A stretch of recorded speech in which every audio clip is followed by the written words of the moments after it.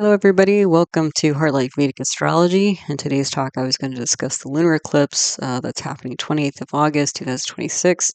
This talk is from a Vedic astrology or Jyotish perspective, so ancient Indian astrology that's more than 5,000 years old. I was going to look at I will be looking at the birth chart of Iceland, which is interesting because the a recent solar eclipse and the lunar eclipse, are happening, having a lot of influence in that part of the world. But then I ended up going down this weird rabbit hole, which I should probably have known since I'm doing this pretty close to the eclipse. So it took me on some weird twists and turns, which is the energy of an eclipse. And then come to find out that right after the eclipse on the 29th of August, Iceland's having a referendum in terms of whether it's going to be joining the European Union or not. And when we look at the birth chart of Iceland, we'll see why that is. Okay. So anyway, let's get started. This is going to be a long talk, so you're probably going to need something to drink and some snacks as well. Okay, so note beforehand, the information presented here is for educational purposes only and should not be considered medical, financial, professional, or life advice of any kind. If you are in need, please contact an appropriate professional for support. Okay, so yes, we're in the middle of eclipse season. So the energy of eclipse season is always expect the unexpected. I have a bunch of different videos related to eclipses so you can learn about them and work with their energy in the best possible way. So videos such as symbolism of Rahu Ketu, the nodes of the moon, symbolism of sun, symbolism of moon. You need all those planets to line up to get an eclipse. I have a whole lunar solar eclipse of the grahan video, auspicious timing or muhurta of eclipses, and then mantras for Rahu Ketu eclipses and mantras for the sun or Surya. So hopefully those are helpful to you. Again, all of my teaching videos on the subject of Vedic astrology are listed in my consoles playlists. They can be found there. Wherever you see a double asterisk on one of my talks, that means there's a teaching video on that subject if you'd like to learn more. My channel is all about playlists so that videos are easy to find. So this type of eclipse video is going to be in my Go Chart Planetary Transits playlist and also Bird Charts Famous Playlists, Famous Places playlist, but there are others as well. And if you'd like to learn astrology by looking at the charts of famous people, places, and moments in time, check out my Bird Chart Archive List 2026 video where I list over 180 famous charts I've analyzed on this channel and the videos you can find them in. Some of the newest videos I've posted, in case you missed any, Planetary Transits for August 2026, where I looked at the birth chart of Jamaica, as well as the Monopoly game, and Doyle Brunson, who's a Hall of Fame poker player. And also the solar eclipse, the corresponding solar eclipse video or Surya Grahan video for 12th of August, where I looked at Spain, the World Cup 2026 in FIFA. So again, these eclipses are happening right over that part of the world, Spain, Iceland, Western Europe. And then also Purva Falguni Nakshatra, which is the pleasure leisure star. So I just posted that video. And then if you want to start learning Vedic astrology and get a good foundation, I've listed some videos at the end of the slide that I would start with to set you off on the right foot. Okay, so here's a chart, a blank chart of the lunar eclipse that's happening 20th of August. This is set for 17 minutes, midnight 17 minutes, Eastern Daylight Time or New York time. That's the time zone I happen to live in. So here's the chart without my marking so you can take a look at it. And just so you have a kind of a roadmap for what we're covering today. So I am going to go through the eclipse path, where it's more influential in the world.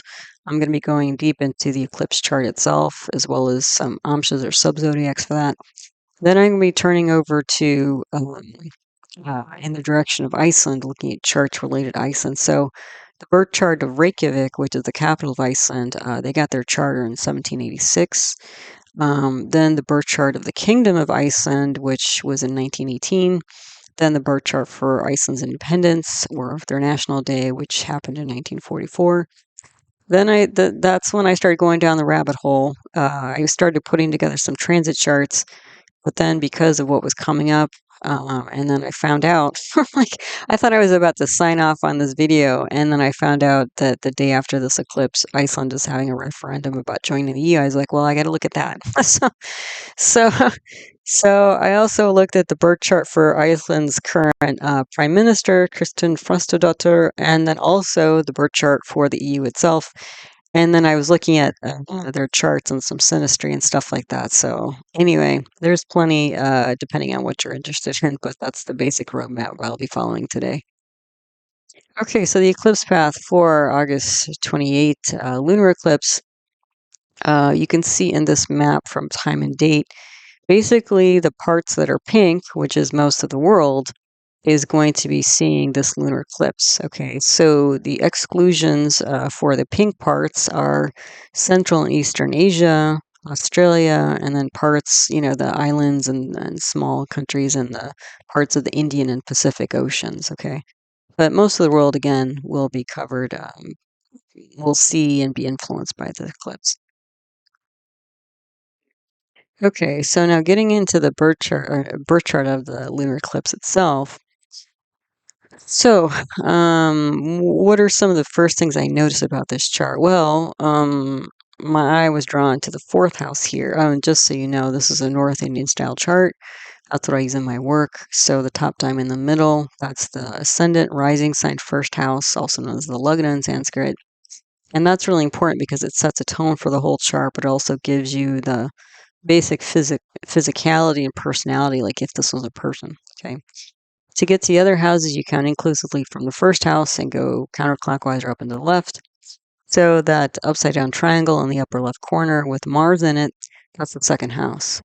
That little 3 in the bottom corner of the second house, though, that stands for the third constellation of the zodiac, which is Gemini or Mithuna in Sanskrit. So if you back up to the first house, the ascendant, that little 2 refers to the second constellation of the zodiac, which is Taurus or Vrishabha in Sanskrit. So this is a Taurus rising or Vrishabha Lagna chart. Okay. All right. So, but anyway, just to set you off, with some foundation for the chart. So, or all the charts actually. So we have a Pravraja Yoga in the fourth house here. Okay. So we have Ketu, Sun, Mercury. A Pravraja Yoga gives a life focus, and yogas in general are combination to give extra super meta effects for a chart, more than just planet analysis and house analysis. Okay.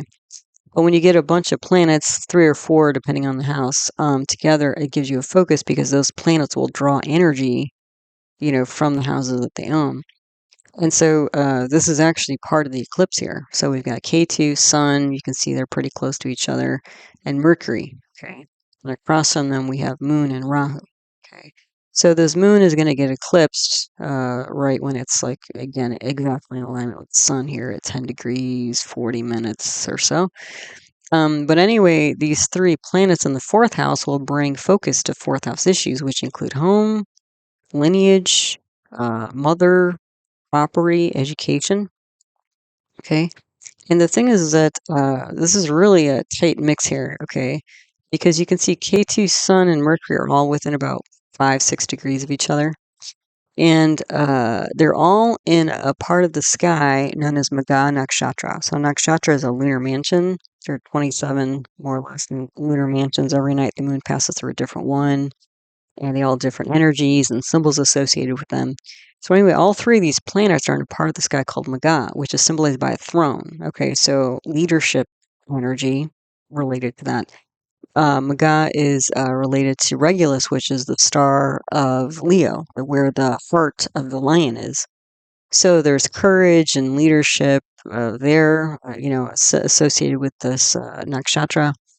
And then the star, also, Maga is thought to be the part of the sky where our ancestors reside.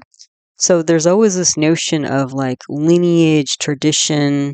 So we're kind of doubling up on lineage and tradition here. Okay, because we're in the fourth house, and then all these planets are Maga, and the star of Maga is Ketu. So Ketu's in its own star, so that makes Ketu strong. Ketu's the south node of the moon. It does weird, unexpected things. It can often like cut things away, separate, isolate, go its own way. So with Ketu there, this could be somebody who's like deviating from tradition or the past. And then we have Sun here. So Sun is in Ketu. So Sun is influenced heavily by Ketu, but Ketu's in its own star, but Ketu's in constellation Sun. So K2 and Sun are like really, commingled here, and both of them are, completely dominating Mercury. Okay. Now, Sun relates to leadership. So again, we have more leadership energy. Sun specifically relates to like a president, king, head of state type person. And Mercury is there too. Mercury relates to communication, thoughts, ideas, plans. Okay. Also education, and it's in the fourth house of education. So um, we've got all that going on, and then we have Moon aspecting from the 10th house. So basically, in the fourth house, we've got K2, Sun, Mercury, and Moon. Mercury's in a nakshatra called Satabhisha, which translates as 100 healers. And when you get planets in Satabhisha, that can indicate things that are difficult to heal, difficult to fix, difficult to diagnose, that kind of thing. And Moon represents the emotional mind. Oh, I didn't mention Mercury represents the logical, analytical mind. So we've got the two mind planets, the logical mind and the emotional mind, on this Rahu Ketu solar lunar eclipse axis going on here. Okay. This can indicate a lot of mental, emotional challenge, strife. Literally, it could be like mental health issues going on here. Because Ketu and Rahu's the north node of the moon. Rahu's very much like Ketu, but Rahu's more of like a direct, forced ambition type of energy, where Ketu's like, forget it, I'm out of here. So Ketu and Rahu on their own can symbolize, illusion, delusion, confusion. And then when you get one or the other of Mercury, the planets Mercury or Moon, which represent the mind on the Rahu Ketu axis, this can indicate even more so like mental health issues. But when you get both Mercury and Moon on the Rahu Ketu axis, it's like hardcore, potentially hardcore mental health issues, or delusion, confusion, obsession, even. And then you've got this massively strong Sun. So this could be like a very strong leader who's like really pushing some wild agenda that they're kind of like almost obsessed with. And again, this is happening in the fourth house of home, which could, if it's like a person, this could be their home, literally their home, or their family lineage, or their maybe spiritual lineage, because K2 especially can relate to a spiritual, almost like a spiritual isolation or retreat type of energy. But Sun also can represent father. So if this is a person, this fourth house could be bringing energy of coming from a lineage of very zealous, kind of religious orthodoxy or fanaticism or something like that. Okay, very strong family, but like very unusual, but might be very unusual in terms of either sticking to traditions that have long passed for most people, most of society, or turning away from a tradition that's been set by society. Like they're just going their own way. Either way, they're sort of counterculture in a way. Whether it's towards an old, traditional reactive type of energy, or whether it's we're not going with the flow, or, status quo. Okay. But again, and this is all happening in Leo, which is a fixed fire sign. So this is like, constant action, constant like, and it's Sun, it's a fire planet, constant action, constant fire, constant like zealousness, So that's pretty intense to start off with.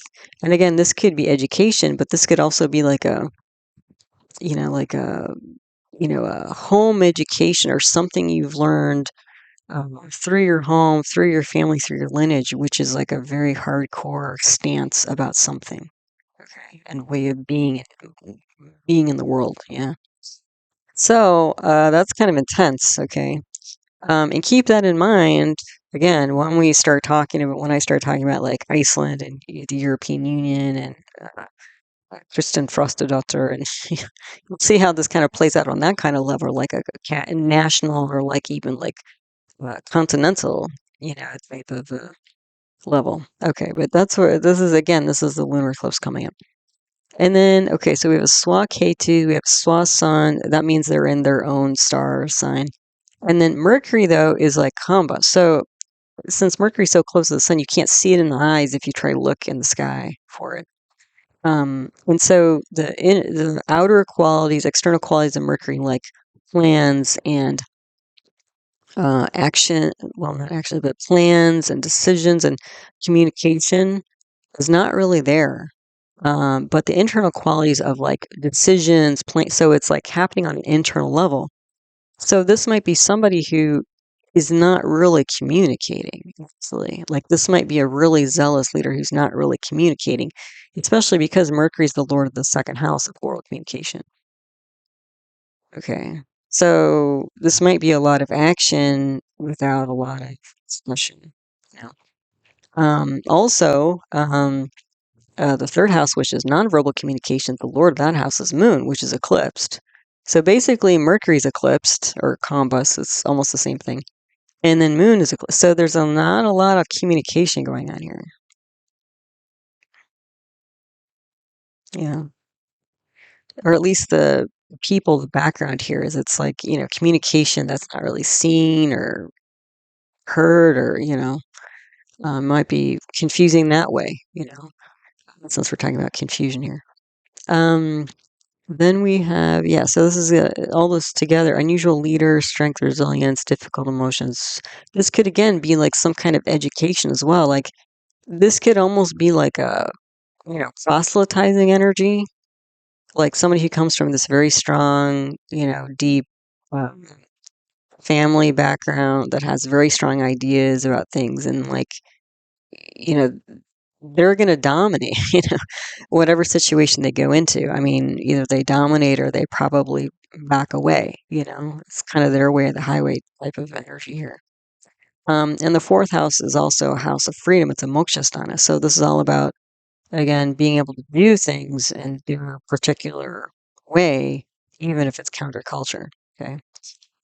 So yeah, it's kind of intense. Then the 10th house here, we have the eclipse moon and Rahu and Dhanishta. Dhanishta is symbolized by a drum. Rahu's ambition. So Dhanishta is because it's a drum, it's about rhythms, And the 10th house is about daily action as well as uh, um, like reputation. So this could again be somebody whose daily action is ambition about like beating this unusual drum or moving and working in an unusual way.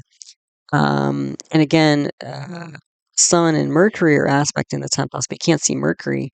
So again, this is somebody who's like, you know, I wouldn't say walking your talk, but it's like harder than that. It's more like marching your talk or like stomping this is more like stomping your talk.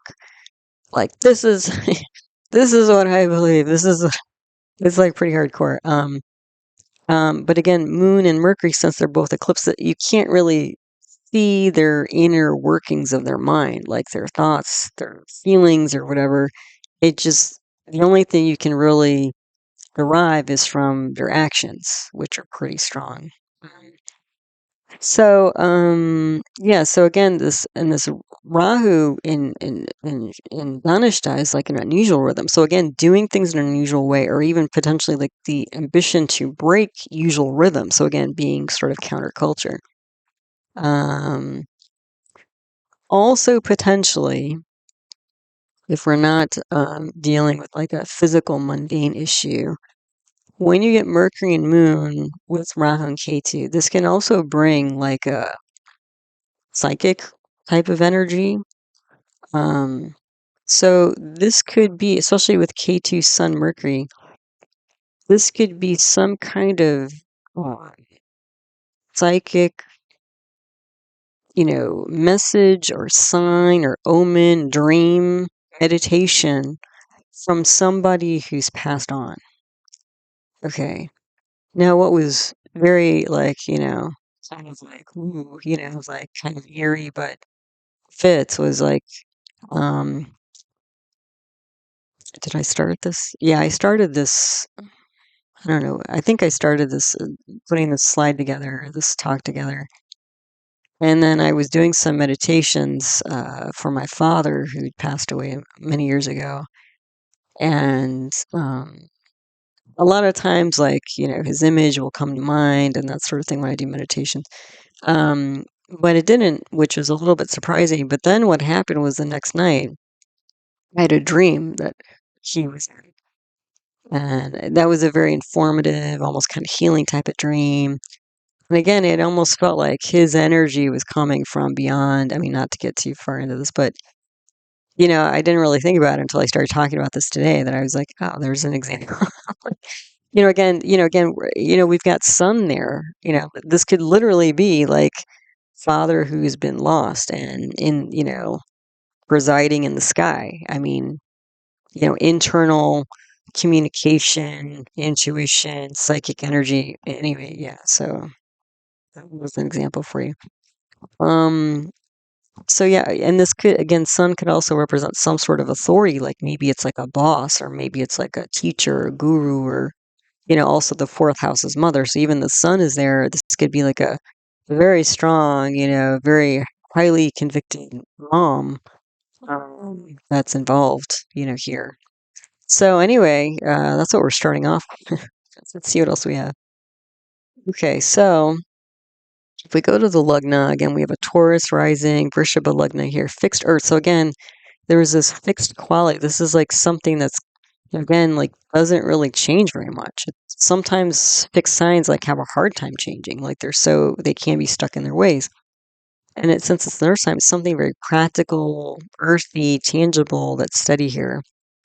And the thing though is that there's some shifting and changing, regardless of whether the general nature is to stay in a particular mode of being, because we have this retrograde Saturn aspecting the first house. Okay. Saturn's in Revati. Saturn represents obstacles, delays, but Saturn is a very tangible physical planet, and it represents like doubts, fears, skepticism. So this is somebody, when Saturn aspects the Lugna, usually somebody's going through a pretty, deep, sometimes painful change. It's like a maturation that's happening, because Saturn's like the slowest moving. It represents older people. I mean, in its best form can be like wisdom and stuff. But Saturn is like, can be painful. It can't, like growing pains. Okay. So Saturn is on the Lugna here. So this is like, if this is a person, somebody who's like maturing, growing in some way, can be having worries, doubts, fears. Saturn also represents the past, antiquity, and it's retrograde. So this could be like somebody who's like nostalgic about past good times. That's a possibility. Because Saturn's in the 11th house of clubs, group, society. So, friendships and stuff and Saturn's going retrograde. So this might be somebody who's going back through the past of like friendships and things like that, which I'll talk more about. But also, this is going to bring, in some ways, even though there's doubts and fears that Saturn can bring, Saturn is also a planet that doesn't really change very much either. So this kind of, if there is like fear or something here, this is fear that it's hard to fix or change, So we've got this sort of unbending, unyielding Saturn planet, which represents tradition, aspecting the Lugna, and then we've got all this stuff going on in the fourth house of like zealousness, coming from the lineage. The other thing is Saturn is also on the Lugnation. The Lugnation is the ruling planet for the chart. So since Venus rules Taurus, we've got Saturn on Venus. So we've got Saturn on the Lugna. We've got Saturn on the Lugnation. That's going to bring even more Saturnian energy to this whole, again, person, chart, place, moment in time. This is like deeply, deeply entrenched in the past, in tradition, into tangibleness.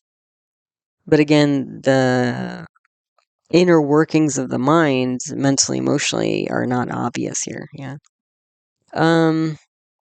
So, and then this Lugnatia is having a hard time because Saturn is going to slow down and bring delays and obstacles to any planet it touches. But Venus is debilitated. It's in its debilitation sign of Virgo. So, even without Saturn there, Venus is going to have a hard time. And Venus is, again, the lord of the whole chart. It's also the lord of the sixth house of acute issues, also enemies, potentially. Venus is in a nakshatra called Hasta, which is symbolized by a hand. So this can literally be trying to like gain control of things. Now, Venus represents worldly advice, and it's in the 5th house of advice.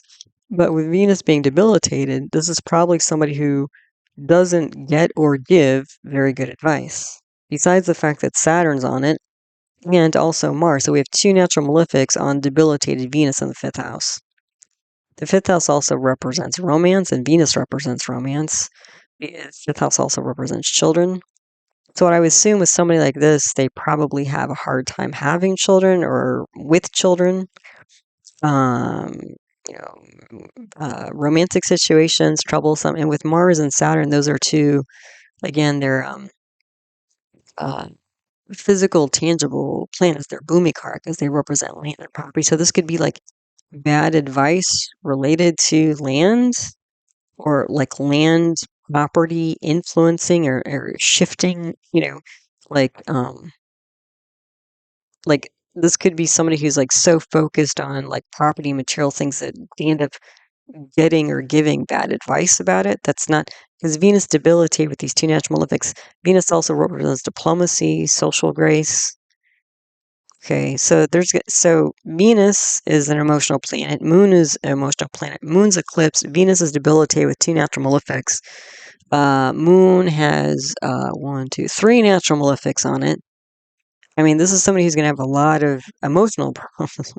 So besides the mind, the emotions are going to be problems, and the socializing is going to be problematic because the moon represents the public. And again, you've got Venus, which is the social planet, but you've got Saturn in the 11th house of clubs, group, society. Although there is some support there, I haven't gotten to it yet, but I might as well say it now because Jupiter's aspecting its own sign. And Venus is aspecting its exaltation sign in the 11th house. So again, there's probably some good group that this person is part of, like high level groups. But they're like also conservative. They're also reactionary. And they could literally, somebody, if they're running Saturn, they could be literally like going through the Rolodex of people that they've known from the past. Okay. Then there's support in the 3rd house, which is another socializing house, like neighbors, siblings, peer groups. And that has some strength because Jupiter's in its exaltation sign there. But the lord of the 3rd house is this eclipse moon. So this might be friends and family that not family, but friends or neighbors or siblings that you write to, because Jupiter represents writing and the 3rd house represents nonverbal communication. But these are people you probably don't see very much in person. So again, you can see that there's mental health issues here, there's emotional issues here, there's socializing issues here. Although again, in terms of peer groups, that's probably okay. But even you can see the 7th house here, which is personal and professional partnerships. The lord of that is Mars, and Mars has got 9 houses away. So this is like long-term chronic problems with partners, although there can be gains. So this might actually be somebody who's like it's kind of sounds funny, but gains through problems that other people have, like a lawyer, for example. Because again, lawyers, doctors too. Actually, most of the time, the way they get paid is they only get paid when people have problems, right? Medically or legally or whatever. So there's a lot going on here. So yeah, so getting back to this Venus, I got off track a little bit, but going with the flow here. So Venus debilitated in Hasta. So there's some sort of attempt to grab something that's not well advised, and it might be trying to grab property or land. And the other thing is Saturn's in Revati, which is about traveling and hospitality. So that's not so bad as far as Saturn can go.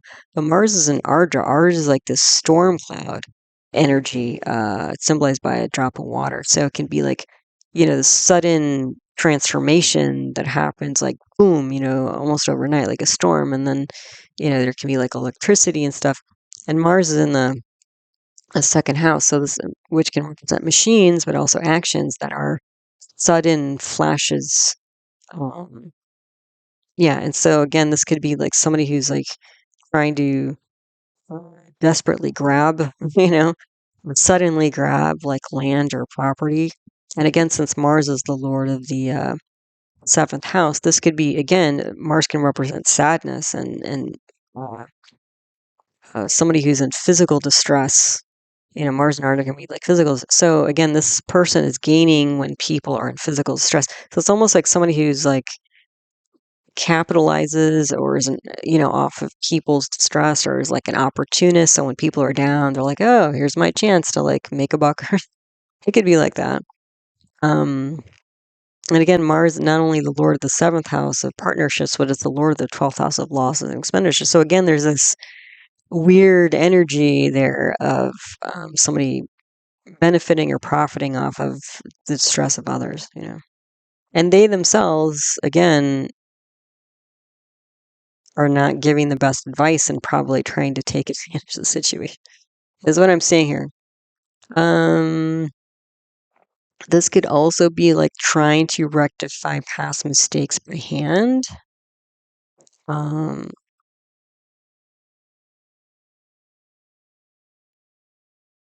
yeah, like this Mars, in the best sense, this Mars and Saturn can be like trying to fix, you know, um, situations or fix the bad advice that's been given before. That's a possibility. That might be a more positive spin on this.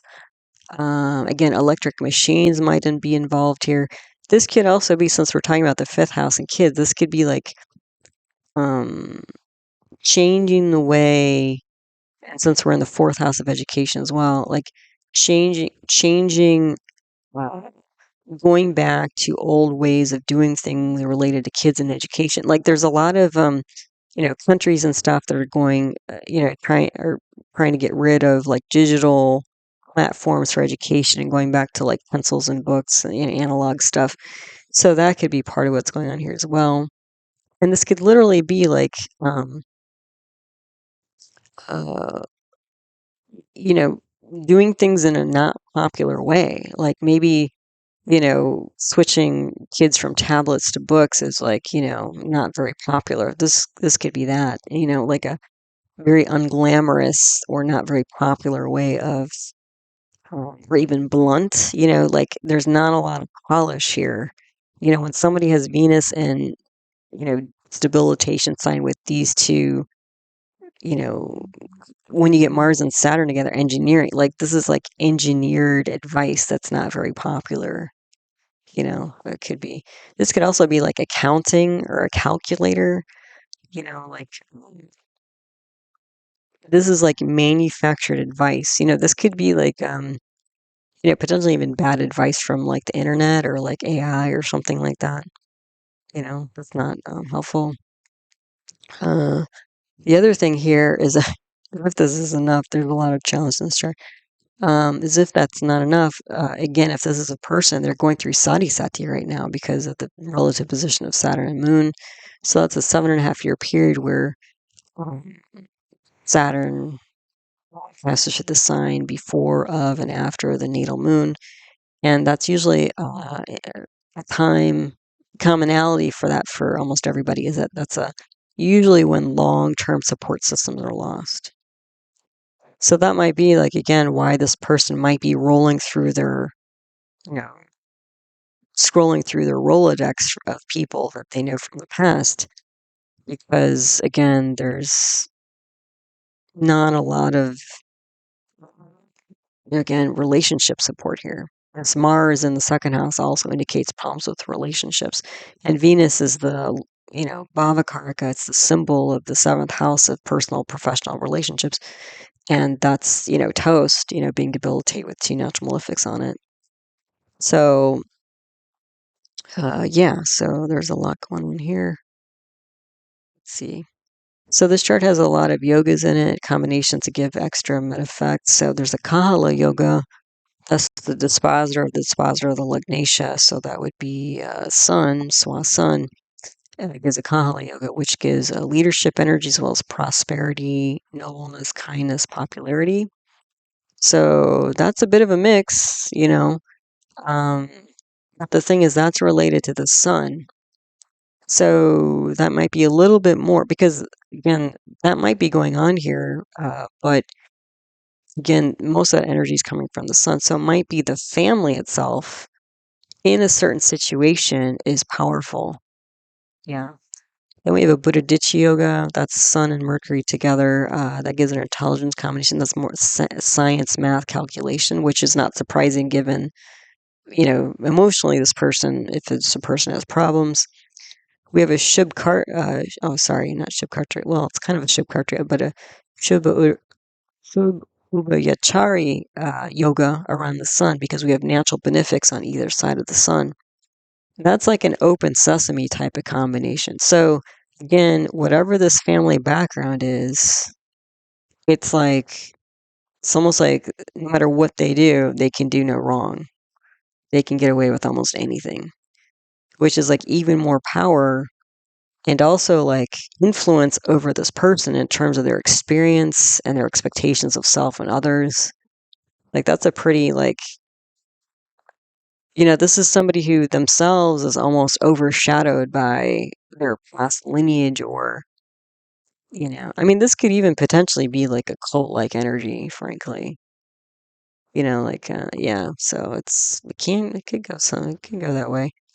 But the Shubh Ubhayacharya yoga will bring attractiveness, outspokenness, eloquence, being delightful, renowned, and wealthy. But again, that's related to the sun. Again, the sun can be father, authority from the past. Again, this very strong reactionary group this person derives from spiritually, biologically. And then the Mongolic yoga, so Mars in the second house brings difficulty with relationships. The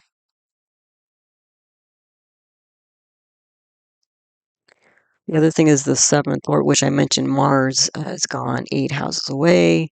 That's going to bring a lot of chronic problems to partnerships.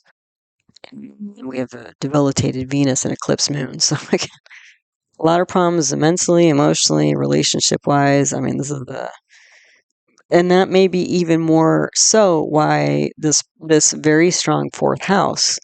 Like, I think it might be hard to determine for somebody like this, like, is it the chicken or the egg?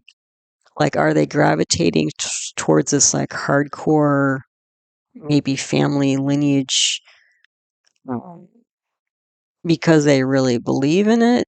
Or is it because there's some sort of acceptance there that they don't find in the general public? And so it's like because they're accepted, then they believe, or is it they believe so they're accepted? You know what I mean? It's like which way does it go? Yeah. So yeah, yeah, there's a lot there. Okay, so in this chart, the dasha period or planetary period is Rahu, Saturn, Saturn, Moon, which so the dasha period is a planetary period. That indicates the planets are more kind of active or influential during a given time. So again, Rahu brings us right in the middle of this eclipse here, and Saturn brings us up to the 11th house of clubs, group society, and going in this retroactive direction, like going back to the past. So Rahu is ambition, Moon is public in mind, but again, the Moon's eclipse. So there's a strong drive to work or create public reputation, because that's 10th house stuff. This might involve income, because that's the 11th house, and groups and coworkers, which is 11th house. So again, it's going to be 10th, 11th house. This might be somebody who's, again, if they're running Rahu, they're really hitting it hard in terms of their career or daily action, which could be, again, some kind of unusual leadership position involving the public, like almost public relations kind of. But again, this could be somebody who's like proselytizing, so spreading their philosophy or religion, beliefs, and stuff like that, and trying to recruit people. Then this Rahu, Saturn, Saturn, Moon is changing to Rahu, Saturn, Saturn, Mercury. So, which isn't too much better, frankly. I mean, we're going from the emotional mind to the mental mind, logical mind, but again, we're really now we're bringing in more of this fourth house energy, but we're still really deep into this like eclipsed, sun, Mercury, moon situation in the fourth and 10th house. I mean, again, obsessive energy.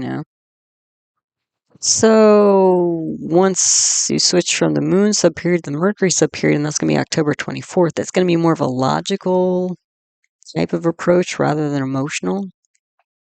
It could be more. And then Chandragrahas, these are planets of vulnerability. Well, we have Mars twice over and Sun. Those are the two leadership planets. And Mars represents siblings, Sun represents father. And then we have Jupiter, which can represent children. And Mars and Jupiter together can represent law. So again, this might be a lawyer. It could be a lawyer. And the fourth house represents education. So Sun in its own sign in the fourth. This might be somebody who studied politics. And the ninth house is higher education, and Mars and Jupiter aspecting the ninth house. So this could be somebody who studied politics and then law. You know what I mean? So, but this might be more of an ambulance chaser type, where they might be, if they do any socializing, it's to benefit themselves mostly, not really for the public good. Let's see.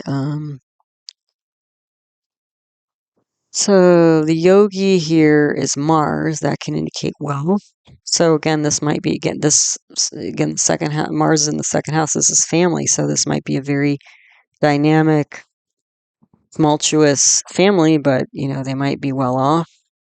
And then the Lord of the second house is Mercury, which is the duplicate yogi. So probably again a very strong, powerful, well off family.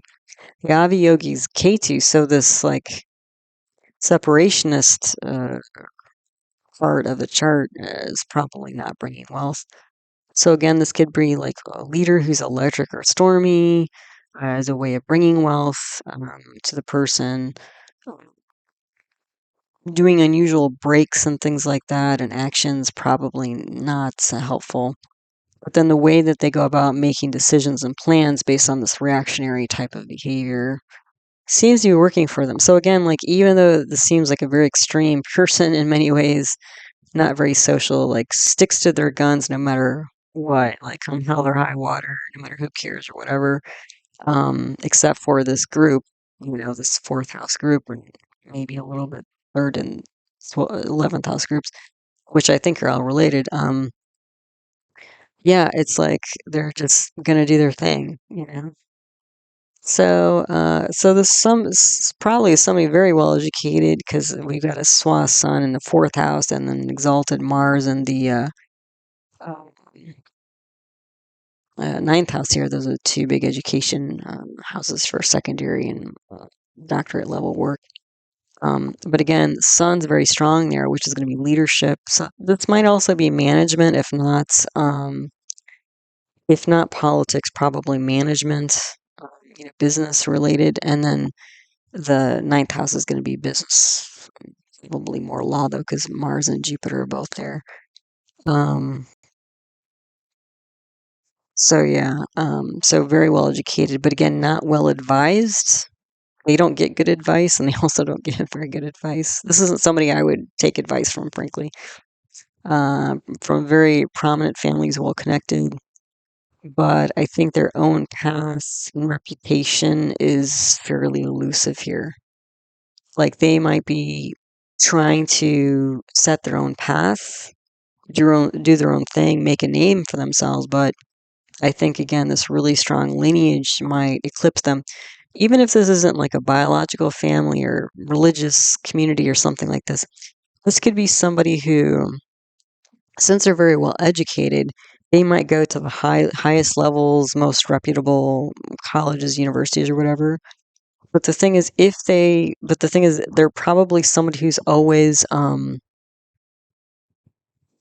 like name dropping the university that they came from. Like, oh, I went to such and such place, blah blah blah blah blah, and then they think that gives them a boost, and maybe it does to some degree. But like if they were on their own, they wouldn't get very far because their name in and of itself is not very reputable or valuable. It's like they have to lean on the brand awareness of their education maybe to put themselves in better places, if that makes sense. So yeah, this is somebody who's going to have a hard time straying away from home. I mean, even though that's their inclination, but again, it doesn't seem like they're going to be super successful on their own. Let's put it that way. Yeah. Okay, so just to look at the other houses fairly quickly here. So the second house, the Lord, is Combust, Mercury, Mars, and Ardor. So again, this is somebody who's going to speak with force in a sudden, dramatic way about ideas. There can be gains through like electric machines of some type. The third house here, the Lord is an eclipse moon. There's an exalted bhavat, bhavam, Jupiter. Oh, so that's also a problem. So in a shlesha, so this is like writing that gets advice. This could be somebody who like writes things that like are provocative. And bhavat, bhavam. So this is the Jupiter's the Lord of the eighth house, and it's got 8 houses away. So this is like one chronic problem after another. So again, this is like a fearmonger type of writer person. This is somebody who like when they post something, it's always like, oh, grab it now before it's gone, or all this now before you get into too much trouble, or whatever, that kind of stuff. So emotional publishing that gets attention. Um, multiple chronic. Also, the ninth house is scandal. So this could be like a what do they call it? The gossip page, almost type of person. Um, and then also the other thing though is like this could be grabbing other people's money, frankly. So Jupiter's the lord of the eighth house of other people's money. It's also the lord of the 11th house of income. So doing this actually is profitable for this person. The way that they're acting and working and stuff is profitable for them, looks like. Um, then the fifth house here. Oh, yeah, this is. I just said like anti-romance. Yeah, I mean, this is going to be somebody who has a problem with that for sure. Then the sixth house here, the Lord's a debilitated Venus in Asta. So this could be bad advice ending, acute problems. This could like this could literally be somebody who doesn't give good advice on purpose to like string somebody along. It could be that for sure. I mean, not to get too dark here, but that's kind of what's going on.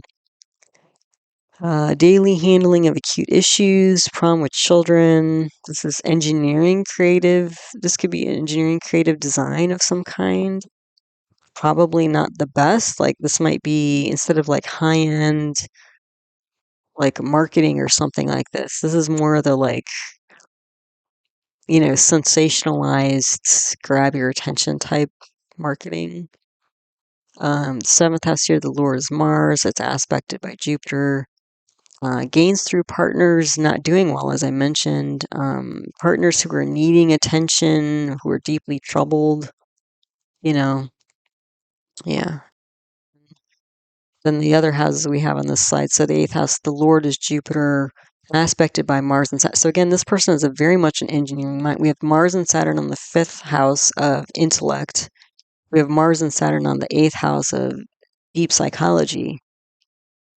Again, this is not somebody who's operating on an emotional basis. I mean, has very strong ideas, probably strong actions, but not a lot of heart.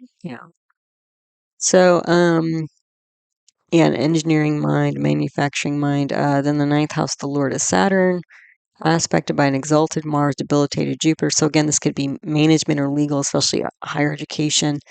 So somebody who's a strong manager. Um, again, this looks like a injury lawyer or litigation lawyer or something like that.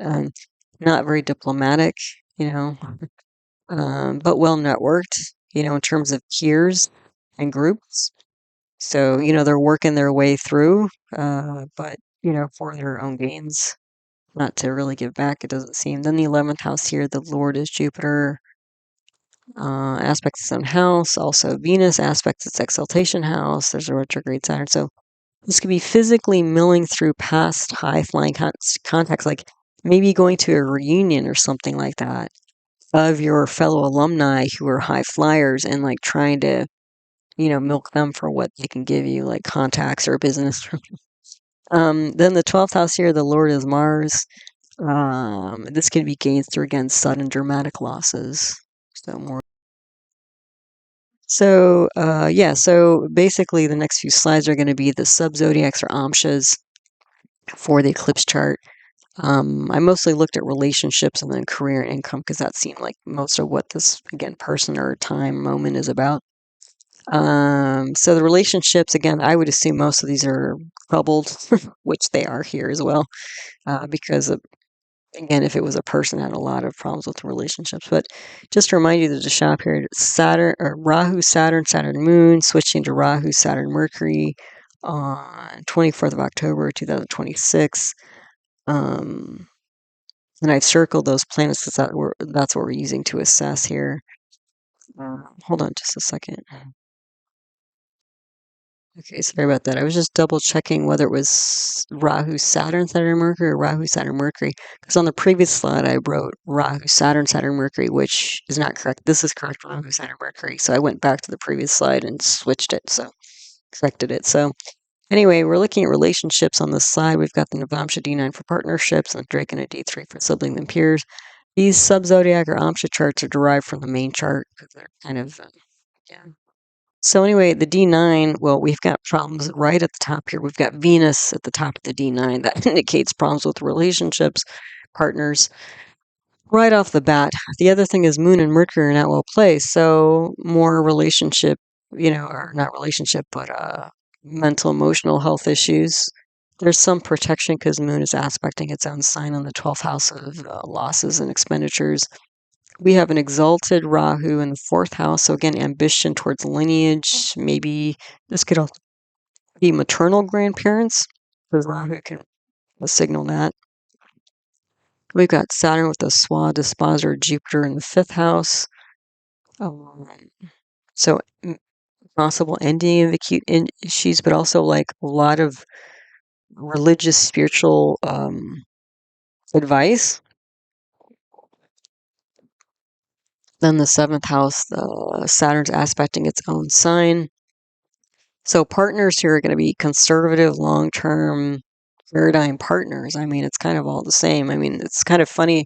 I was amazed actually at how the Amshas kind of give, like more often than not, like similar. It's kind of like double checking your work. But yeah, it's amazing how with all the different configurations that are possible, you end up finding the same information.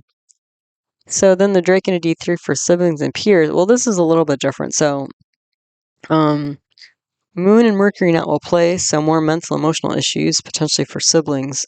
What is different though is there's a Swa Rahu in the 2nd house. There can be ambition towards inner circle and assets. Saturn is aspecting its own sign in the Lugna, and Mars is aspecting as well. So there's going to be strength in building the self, and this could very much be like, again, an engineering type of person. Saturn, what else? Saturn's aspecting its debilitation sign in the 4th house. So this could be problems with, whereas like the main chart, like it's very strong, like somebody who's like deeply entrenched in the family tradition. This is somebody who really is interested in building up themselves and their inner circle away from their family. So the 3rd house lord is not Mercury, Moon, which is eclipsed. So this could be like, maybe having a sibling where you only write each other, if there's a crisis, but otherwise you don't really see each other. That's that kind of energy, Um, so we have a debilitated Saturn. Swan Mars. Okay, debilitated Saturn, Swan Mars aspect in the 4th. So this could be fighting and instability at home and with family. But again, this is somebody who's like the peer not the person who's got the natal chart, but the peer of them, they seem like somebody who maybe was, strong enough to escape the trajectory or the velocity or the energy vortex that was their family. Like some families are so tight, like you can't. It's hard to step out of them. Some groups or cults or whatever. I mean, they all kind of have that kind of energy, that really deeply entrenched, philosophy that like tightly binds people together. Um, so luckily, again, the sibling chart here, the D3, there's a swan Venus in the fifth house. So this is somebody who it's like the opposite. They give very good advice. They get good advice. They give good advice. Also, the children probably really strong family life. I mean, you've got Venus Swan in the fifth house, and you have Jupiter aspecting that. I mean, again, it looks like the sibling. If there's a sibling here, it looks like there is a sibling. Looks like it's almost like night and day difference, between the sibling and the natal chart person. So, yeah. Then we have the D7. Well, we have Jupiter at the top, so that's going to be problem with children, which we could get from the fifth house in the main chart. Also, this is a Vargotama Lugna, which means it's an important chart. So again, since there was so much challenge with the fifth house in the main chart, that's not unusual or unsurprising. Mercury and Moon not well placed again. Well, that's 3 out of 3 for 3 in terms of Amsha charts. So again, a lot of mental emotional health history for a family, friends, relationships in general. Uh, so yeah. And then, Rahu is in the 11th house, aspected by Swam, Saturn, Venus, Mars. So again, ambition towards engineering relationships. So again, this is somebody they might build relationships, but all with like a particular purpose in mind. It's not a very emotional connection. Saturn, Swa retrograde Saturn in the 9th house. So very practical building authority, but also very conservative, strict religion or father. I mean, that's not too surprising given the natal sign. So, it looks like the children are going to get, pulled in the direction of the natal chart person, but looks like it's probably going to cause problems with the children. Then we've got Venus and Mercury parivartana, so that's between the 5th and 6th house. So there's going to be some protection there. But look at the 5th house again. We've got Venus debilitated with K2 and Mars with 2 natural malefics, almost like the main chart. So again, that's children of children. That's like grandchildren. So it looks like the legacy, the fallout from its really strict conservative legacy is going to be passed down. Then the Dwadashamsa D12 for parents, grandparents. Well, Saturn's not well placed. It is exalted. So Saturn's going to bring unusual change or ending because it's with K2. Rahu is with the debilitated Saturn in the 2nd house. So conservative but unstable. Maternal grandparents, paternal grandparents are more stable, but you got Saturn on Rahu and Ketu, the grandparents, the planets. Moon and Mercury are are on the axis with Mars and Sun. So the 2 fire planets. So that's almost like a Swa Mars. I mean, and we have the 2 fire planets, Mars and Sun, in a dual fire sign. That's almost like that, Swa Sun with K2, just like the extreme zealousness. And then Moon and Mercury, the 2 mind planets. This isn't too different. So this is like, again, a very zealous lineage of parents and grandparents here. And then Moon is, exaggerated because it's karako, bhava, nashaya, and bala. And then Mercury's there. So again, we're picking up this like lineage, education, energy with daily fanatic, fiery actions. So yeah, I mean, that's not too surprising. Pretty angry, aggressive mind. Um, again, the parents and grandparents, we know where that Swa Sun K2 Mercury is coming from. Yeah. So it's pretty much more of the same in these amshas with the main chart. Let's see career and money and that kind of stuff. So on this slide, we've got education, the D24, Satabhisha, and the Dashamsha D10 for career and reputation. So the D24, all the grahas are replaced. We have 5 grahas on the lugna, which means this is an important chart, which again, since we have that Pravaja Yoga in the 4th house of education, that's not surprising. Rahu and Ketu are in the 9th house. So ambition towards authority, religion. We have an exalted retrograde Digbala Saturn, massively extremely conservative path, extremely conservative partners. This is probably somebody who goes to like a very, like Orthodox religion school, or very strong, strong in some sort of way like that. So I've got this massive Saturn, but debilitated in the lugna, and it's on Moon, Mercury, Sun, which is exalted, and Mars is aspecting there. So we have an exalted Sun, a Swa, Mars, Moon, Mercury, and this debilitated Saturn. Again, extreme, leadership of mind and emotions here. This is like almost subsuming,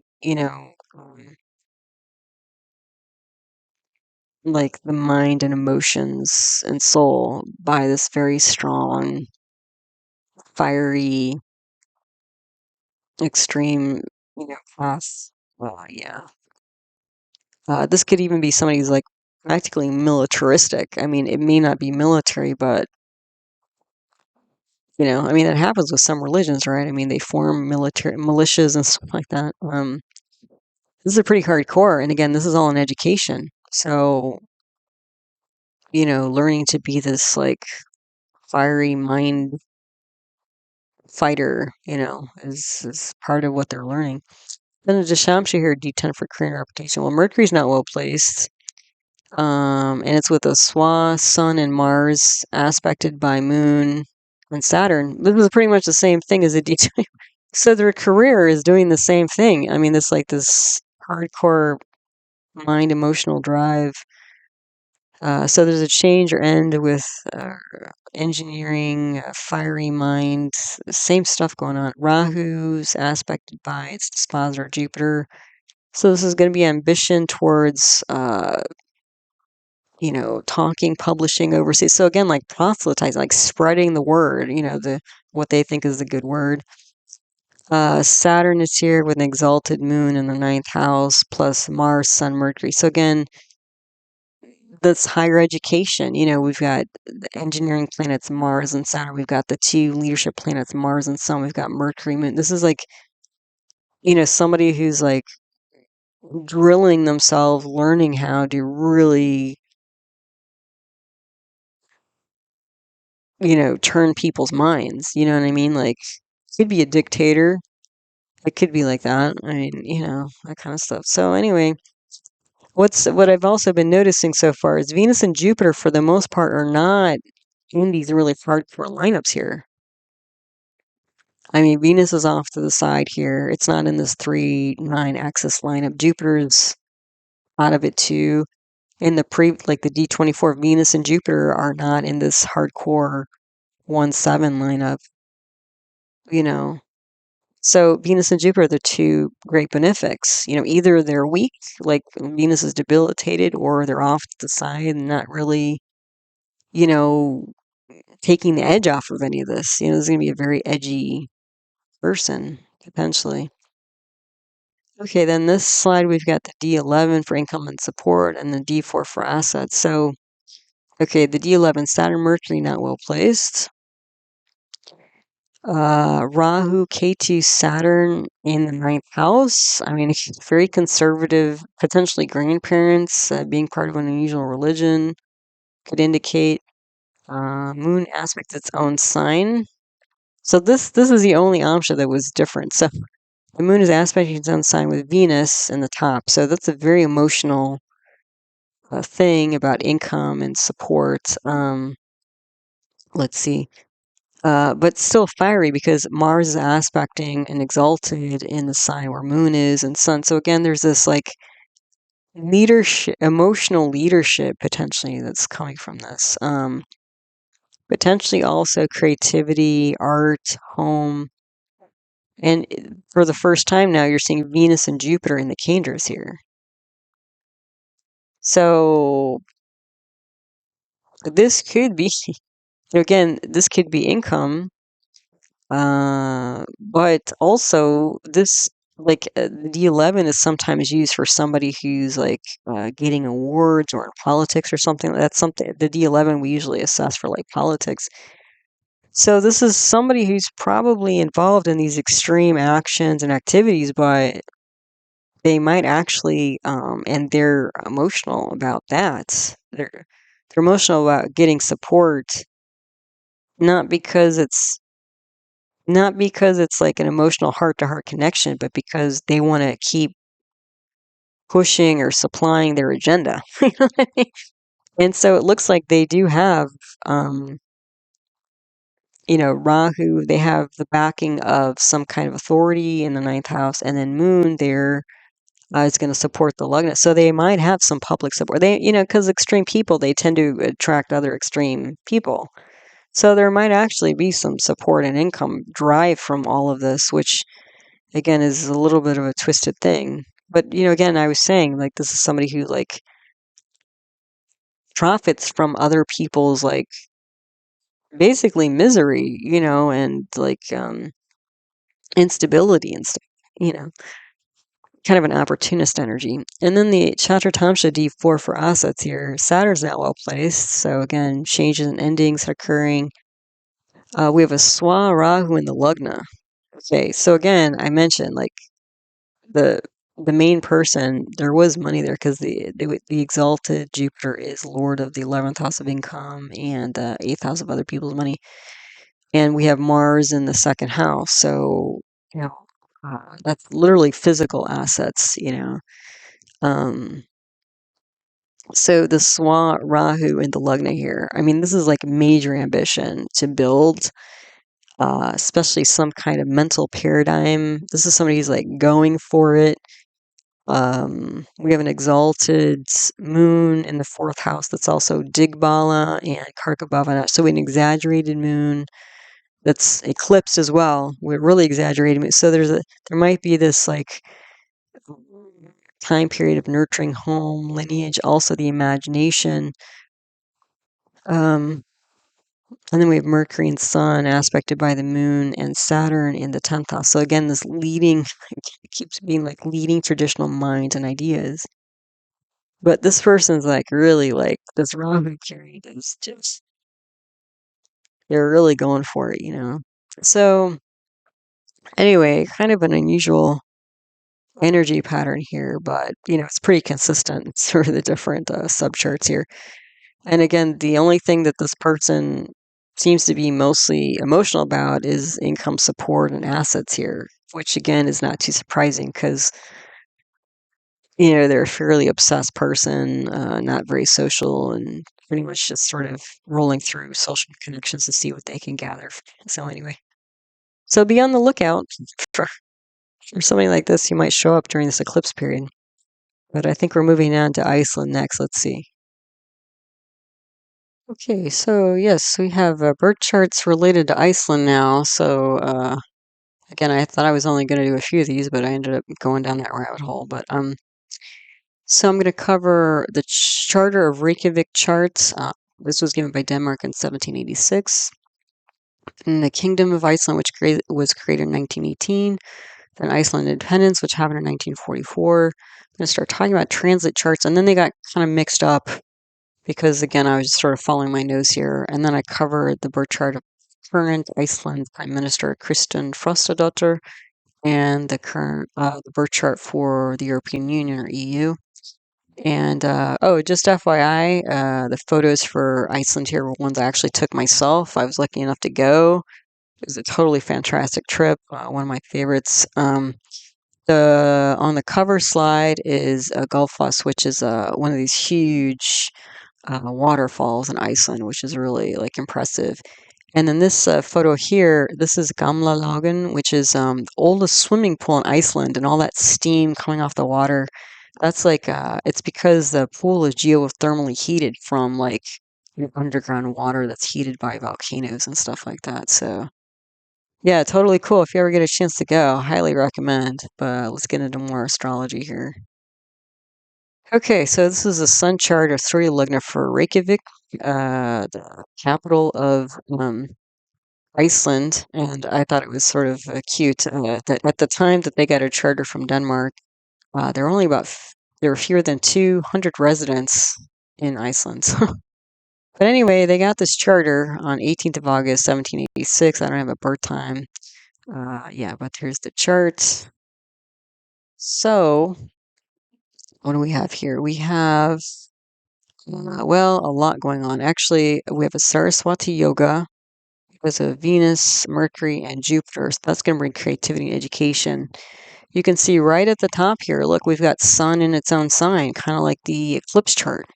So very strong authority, very strong executive action. Again, Sun is king, president, head of state. And we have Jupiter aspecting here. So Jupiter can represent, law, especially since Jupiter's in the ninth house of authority. So this is like a legal authority, strong legal authority. And in this chart, Sun is in Maga. So you can see, like, already, like right now, Reykjavik, the town of, the city of Reykjavik is going through its solar return. Um, Now, Jupiter in this chart is in the nakshatra of Kritika. Kritika is the golden, I call it the golden warrior star, because the symbol of Kritika is Kartikeya, the commander in chief of the celestial army who wears like gold armor and stuff. So this is victory. This can literally indicate wealth. Um, but this kind of fighting spirit. It can also be nurturing as well because Kartikeya is raised by foster mothers. But since it's in Aries, which is ruled by Mars, it's a little bit more of a fighting energy. So this will bring like strength of leadership and soul to the whole chart. This is like giving somebody like some sort of authority, identity here.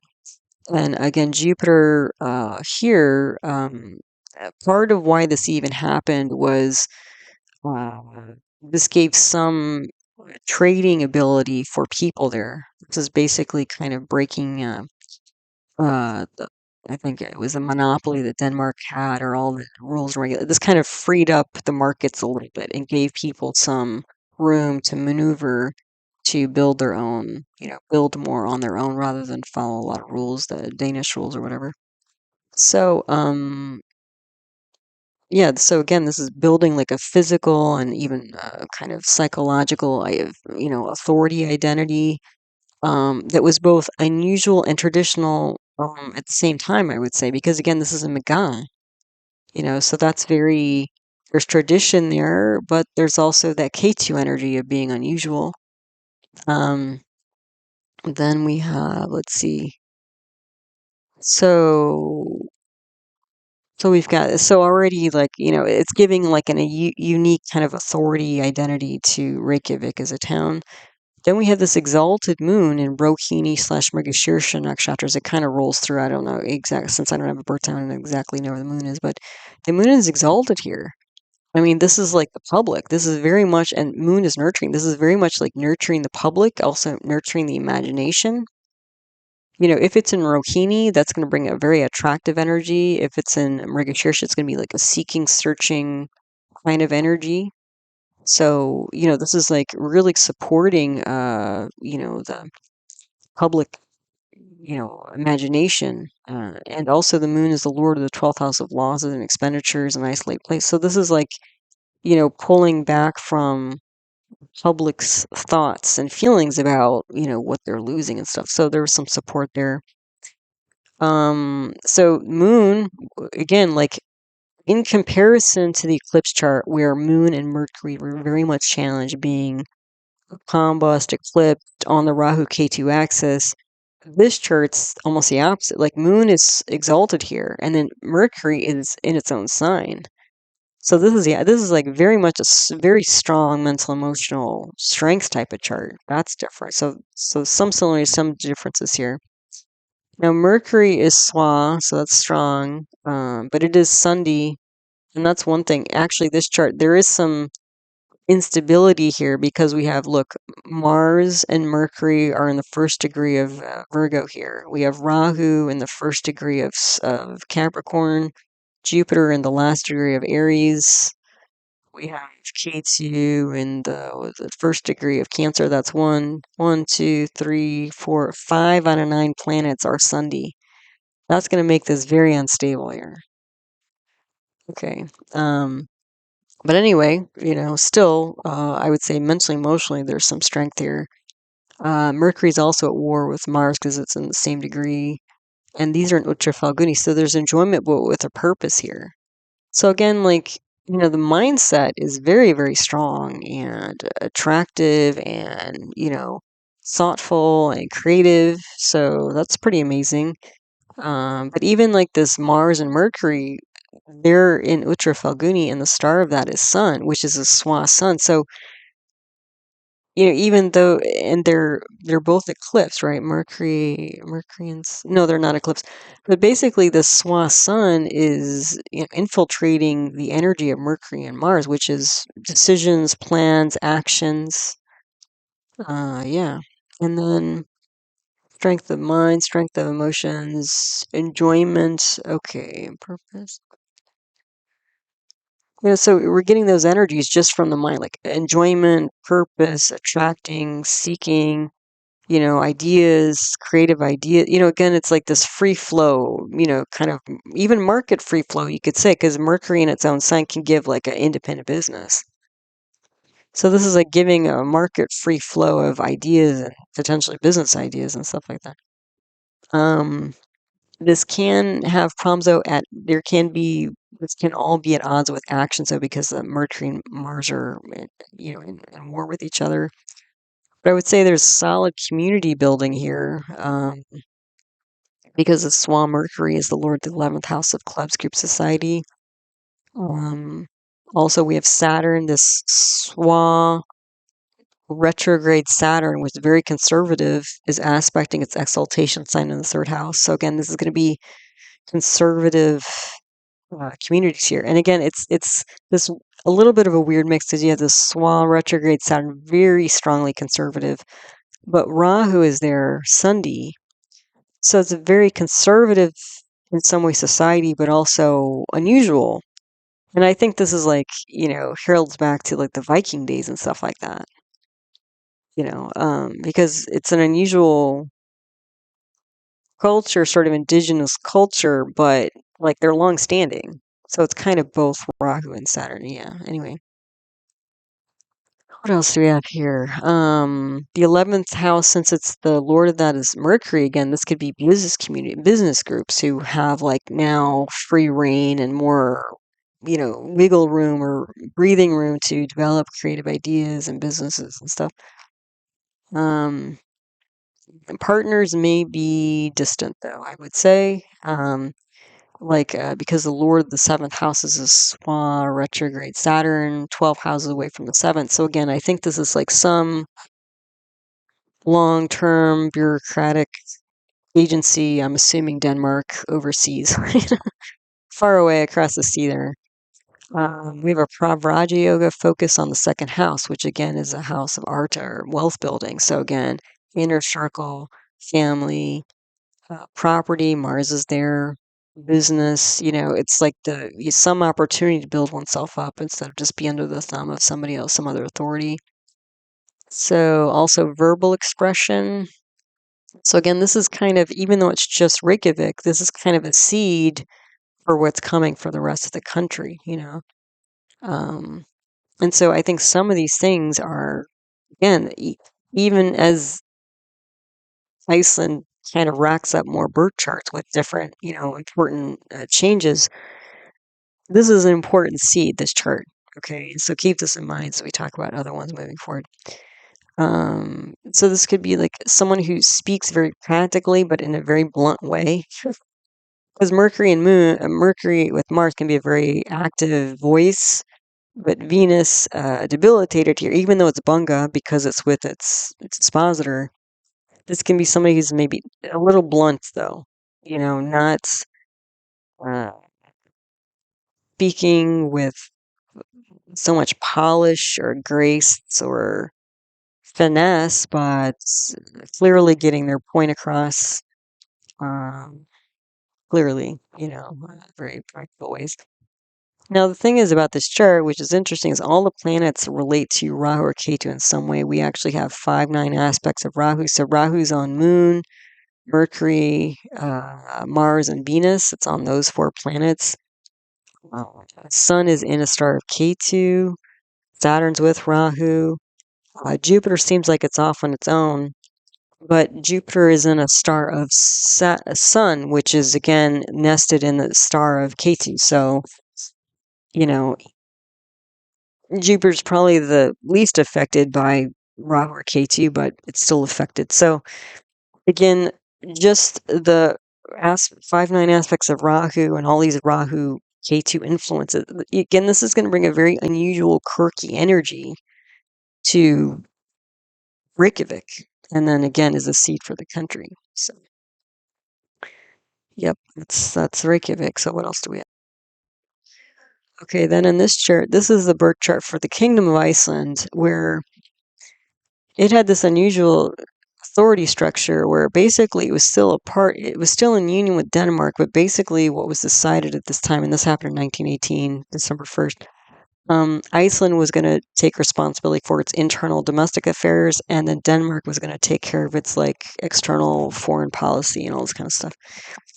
So, and also, if you look at this chart, if you're counting eclipses here, look at what we've got. You've got Sun rolling close to Rahu and Moon right behind it. So basically, I was like, okay, so this happened close to an eclipse. And so this chart is for December 1st, 1918 in Reykjavik. It's midnight, so that's when this union took effect. And then on the 3rd of December, so 2 days away, and it would take the moon about 2 days to catch up with the sun here, there was a solar eclipse. So, so the Kingdom of Iceland, again, and just it being an eclipse, is going to bring that kind of unusual energy because Ketu and Sun, or Ketu and Rahu, are going to influence the moon and the sun. So again, the sun is the soul, the leadership, king, president, head of state. Moon is the public. It's going to bring this unusual energy to the whole enterprise or country.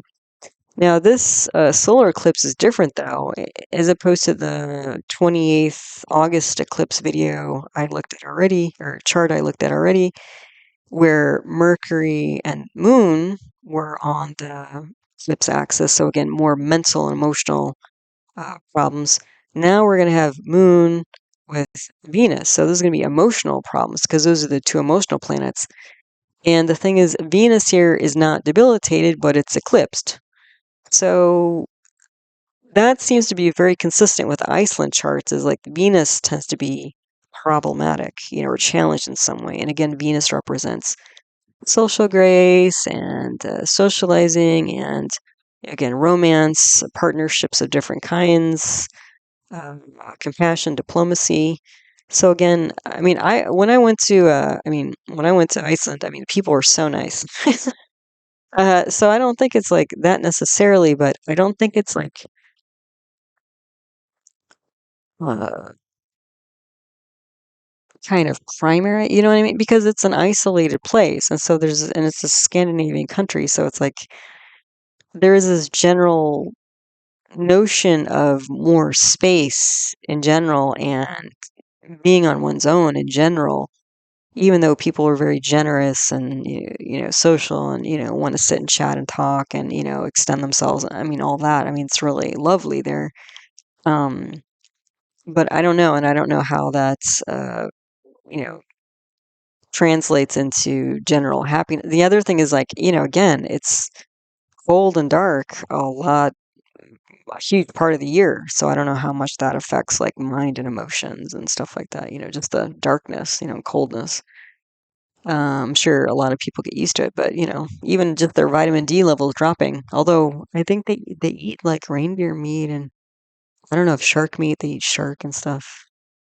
So I don't know if that helps with their vitamin D. But anyway, you get the point.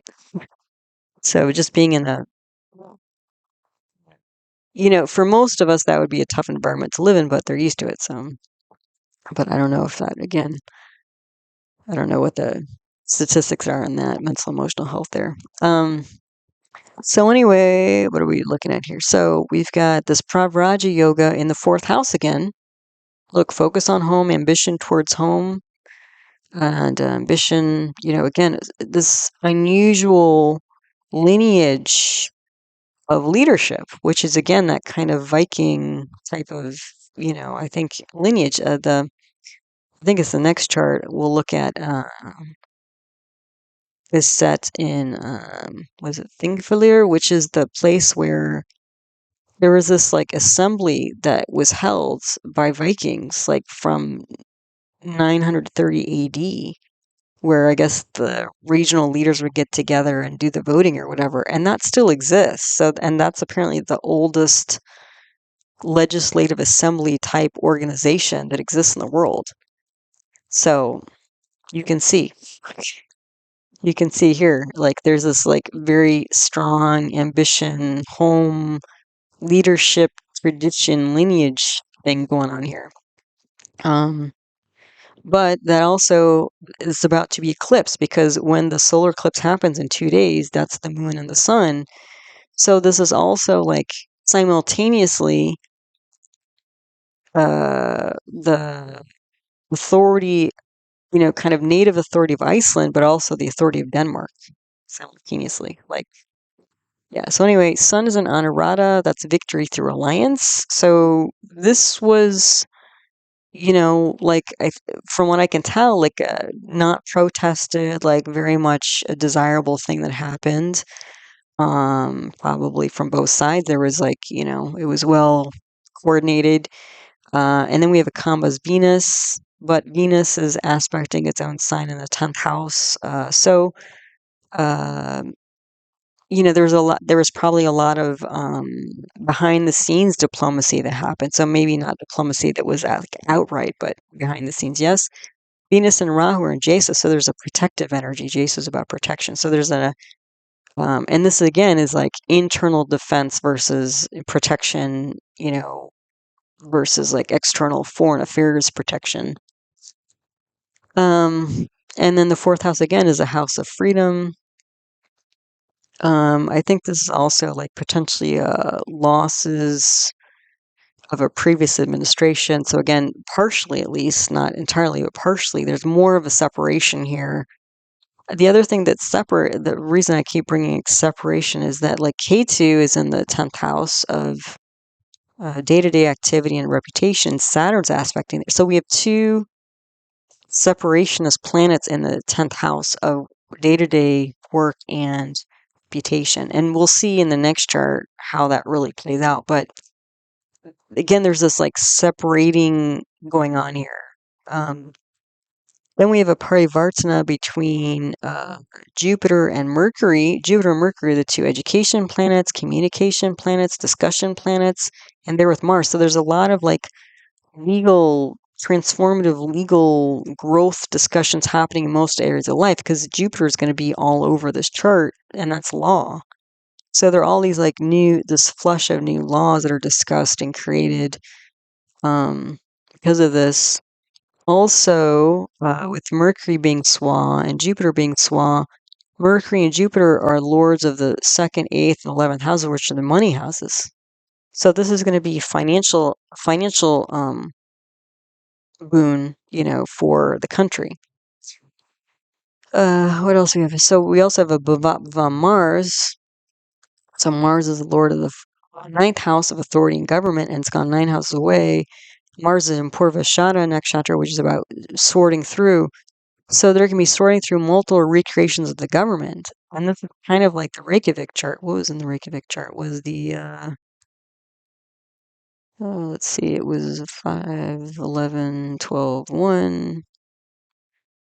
Oh, yeah, because the 9th house in the Reykjavik chart, we had that Sundi, Jupiter, and Kritika, and then the Lord of Mars, the Lord of the 9th house is Mars, which is also Sundi. So the two planets related to the 9th house of government were Sundi, which is going to bring instability to government.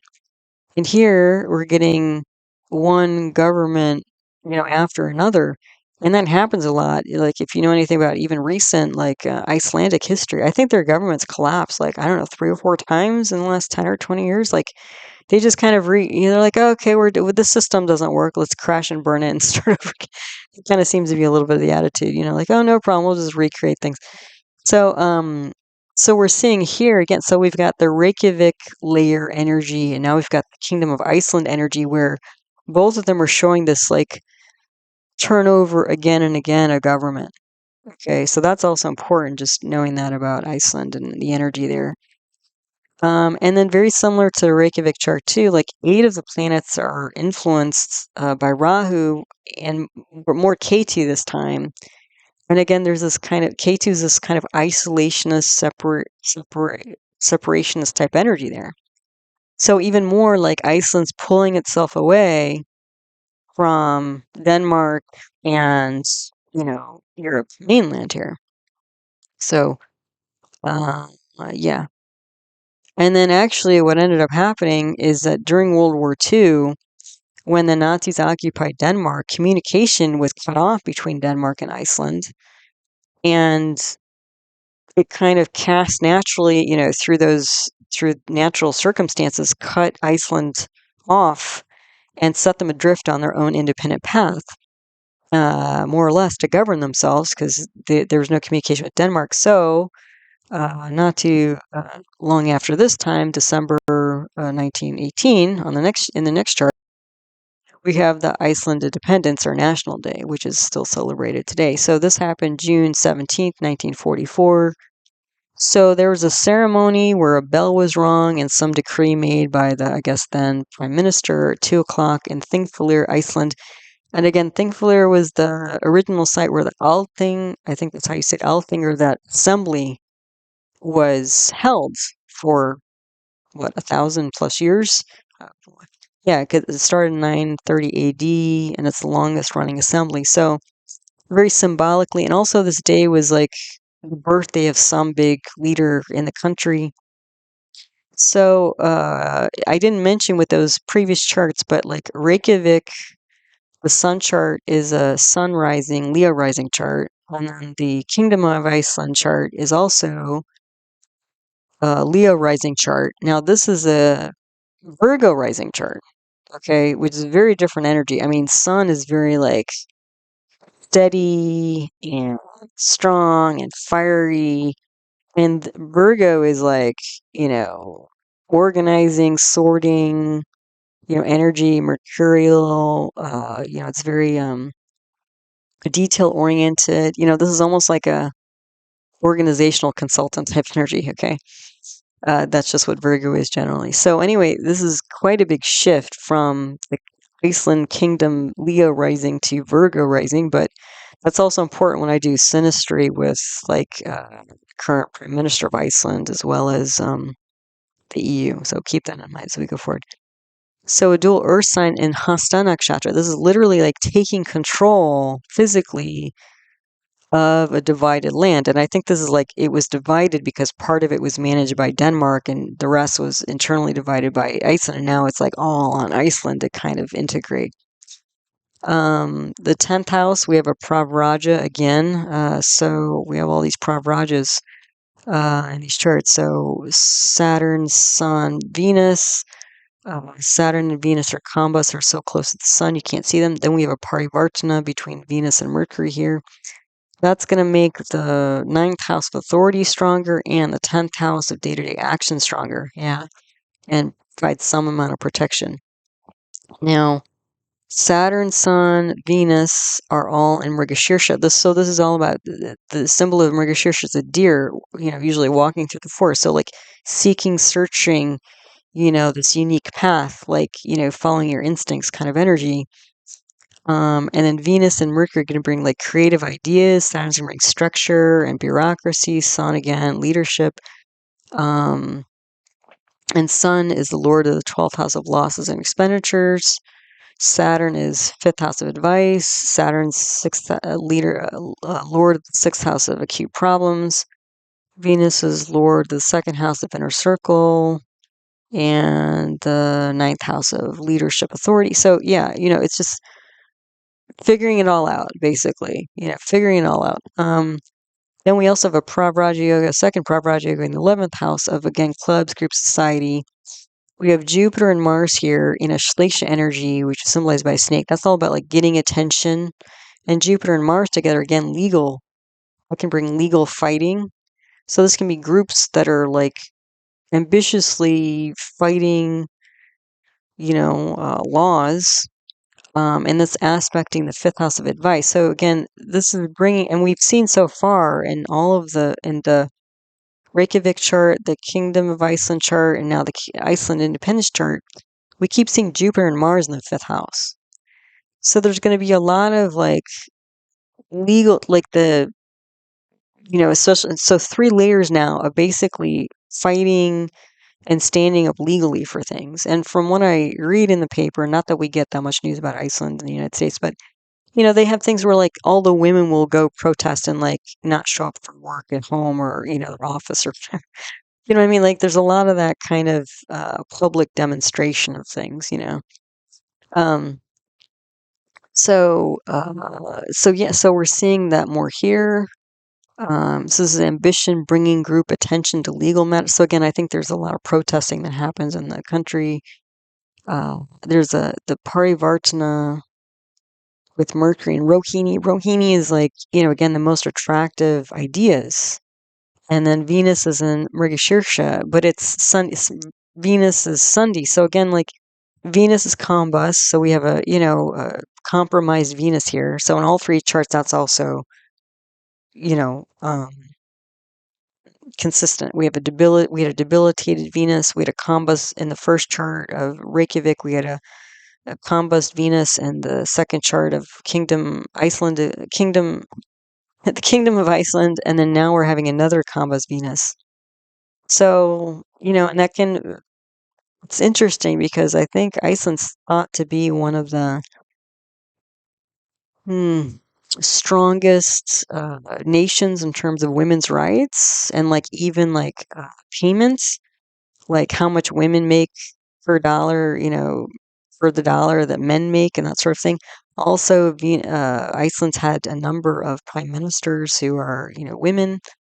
So, again, this is, potentially maybe not a lot of polish or fluff, maybe bluntness, but also this could be literally a lot of women leaders, So that seems to be the case.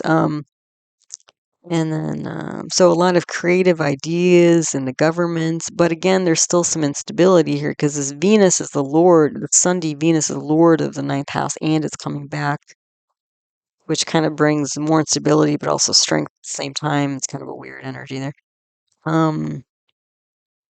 Yeah, so you can see, like, how Iceland through these charts is building up one layer at a time, and what's common. There are certain things that are very common in all 3 charts. So what else do we have? Okay, so then I started looking at transit charts. So this is kind of the rabbit hole area, essentially from here on out. Because I wasn't planning on doing any of this, and then it just one thing led to another, and I'm like, okay, I guess I'm just riding the eclipse, expect the unexpected energy here myself as I'm doing this. So on the left here, we have the Iceland independence chart, which I just went through, and then on the right here, we have the eclipse chart for the 20th of August coming up in a few days. So, and I've oriented so it's a Virgo lugna, so we're comparing same lugna charts here. So, what's interesting in this eclipse video here, eclipse chart, is the lugnaceous Mercury because we're dealing with Virgo rising. And look, we've got a debilitated Venus again. Okay. Now, Mercury has gone to the 12th house of losses, expenditures, also international trade, also isolated places, and it's with a Swa, Sun, and Ketu. So this could literally be developing a more international reputation. This could, and with the Sun here, this could be a leader who's traveling overseas. And we've got Saturn and Mars on Venus here. So we've got, again, this is like manufactured advice, manufactured diplomacy here, right? So just from this, like, Lugnatia, this Mercury gone off to the 12th house here with a Swa sun, this is about forming some kind of new international identity, foreign government travel, strong international trade leader. That may be like that's kind of where I was like looking at. And then the other thing is that second and wait, hold on, second. Okay, the second and ninth house lords. Okay, the lord of the second house, which is assets and inner circle, is Venus, which is debilitated. And the lord of the ninth house, which is government, is this debilitated Venus with two, again, natural malefics on it. Okay, so I was like, okay, there's trouble with second house, there's trouble with ninth house.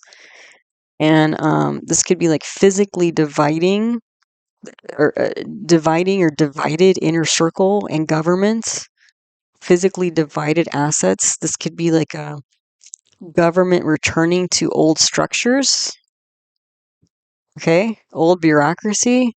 And I think that's when I was like, okay, what's going on with Iceland right now? Like, what's in the news? And then and that's when I found out, like, Iceland has a referendum on the day after the eclipse, so the 29th of August, about whether they're going to join the EU. And I was like, oh my God. And it's like, that's a big deal. So it's not the final referendum, but it's a referendum to decide if they want to keep talking about it. Apparently, they've been talking about joining the EU for a long time, like a decade or something. So that's not new. What's new is that, like, all of a sudden, it's like in the forefront and on people's minds and kind of out there. Okay.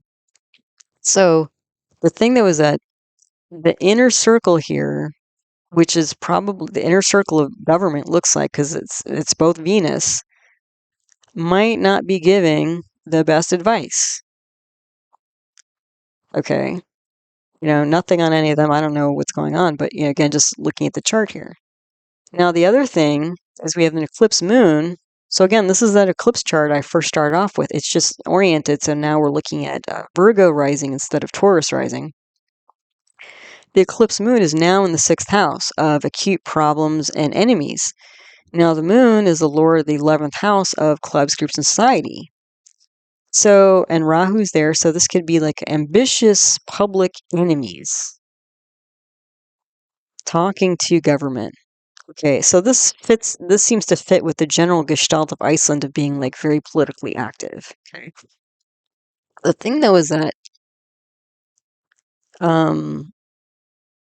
the 11th house is strong because Jupiter is exalted there, and Jupiter's in Ashlesha, so it's going to bringing a legal, attention to groups. Okay, this is like getting the word out, probably talking to groups or whatever. But the thing is, we're encroaching the moment when this moon, which is the lord of the 11th house, is going to be eclipsed. So it might be that, like, for some odd reason, people don't show up to the referendum.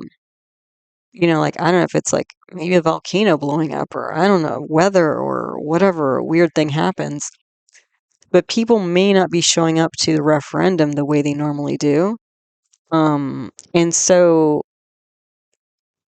the protest groups may not be as strong or showing up in a way that would prevent the next step of this referendum from going through. If that makes sense. It's kind of a twisted way of saying that, like, I'm not sure there's going to be enough protesters to prevent this next step from happening. At least based on this. So that's when I was like, well, let me check out other parts of charts to see before I say anything, because that's kind of a big deal, right? So I was like, well, what else can I look at to see what might swing me either way? Like, either this next referendum's going to go forward or not. The thing is, like, because of the Swa sun in the 12th house with the Lugnatia, even though it looks like maybe not the best advice is being given, it looks like the sun, is stronger than the moon. And that's what's at odds here. And the sun is government authority, international trade versus public sentiment, versus public feeling. So it looks like this again, authoritative drive towards international trade. And again, I think that's internally for Iceland, but also externally, both the EU, potentially, again, even without looking at the other charts.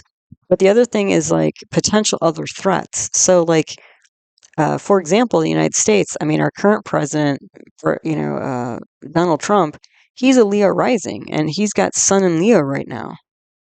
So, just even in terms of the synastry between Donald Trump and Iceland, he's a Leo rising, Iceland's a Virgo rising. They're going to be enemies. They're not going to be in cahoots with each other.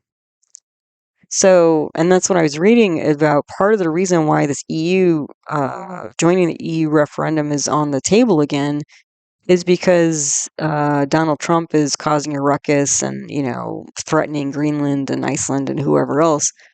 And so they're like, well, maybe we're better off if we align more closely with the EU. Now, the EU is apparently pretty gung-ho about this, and the current PM of Iceland is pretty gung-ho about this.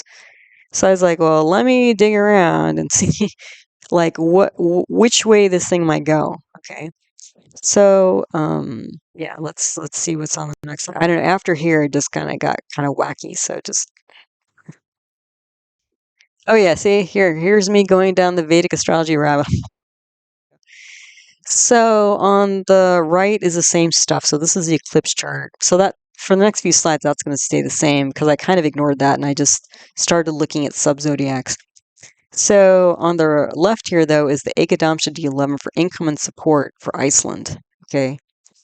So I was looking at this because I was like, well, since this is a referendum, this is basically a vote. So I was like, well, which way? So that's the first chart, sub-chart I would look at is D11. So I was like, let me see how strong or not this chart is. Well, look.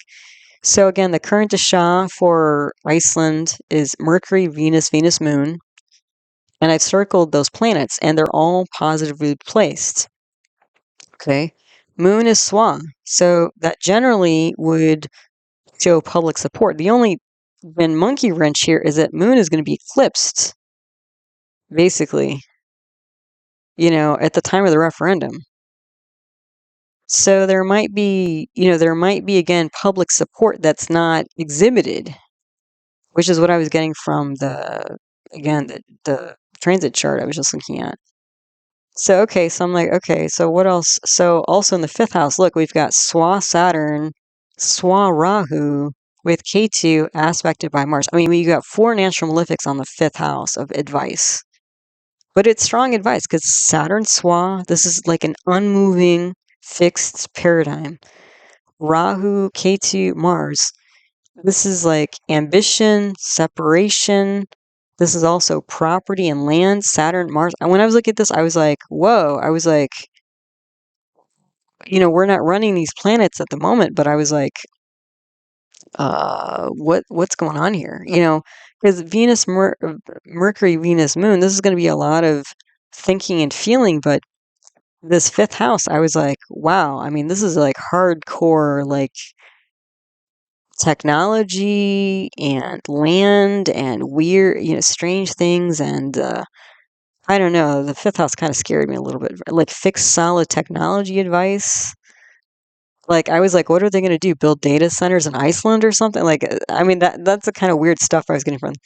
So, so I was like, okay. Then I was looking at the 11th house. The Lord is the Sun. Because again, we're looking at clubs, group, society, and that Lord has gone to the 6th house, kind of like the transit chart, right? Where the Lord of the 11th house was Moon, and it's gone to the 6th house with Rahu.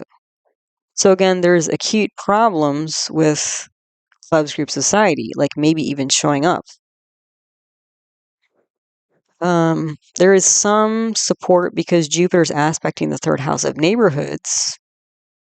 So that might be helpful.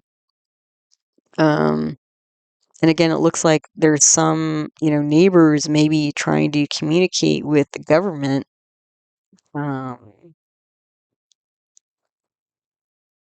But I don't know. It's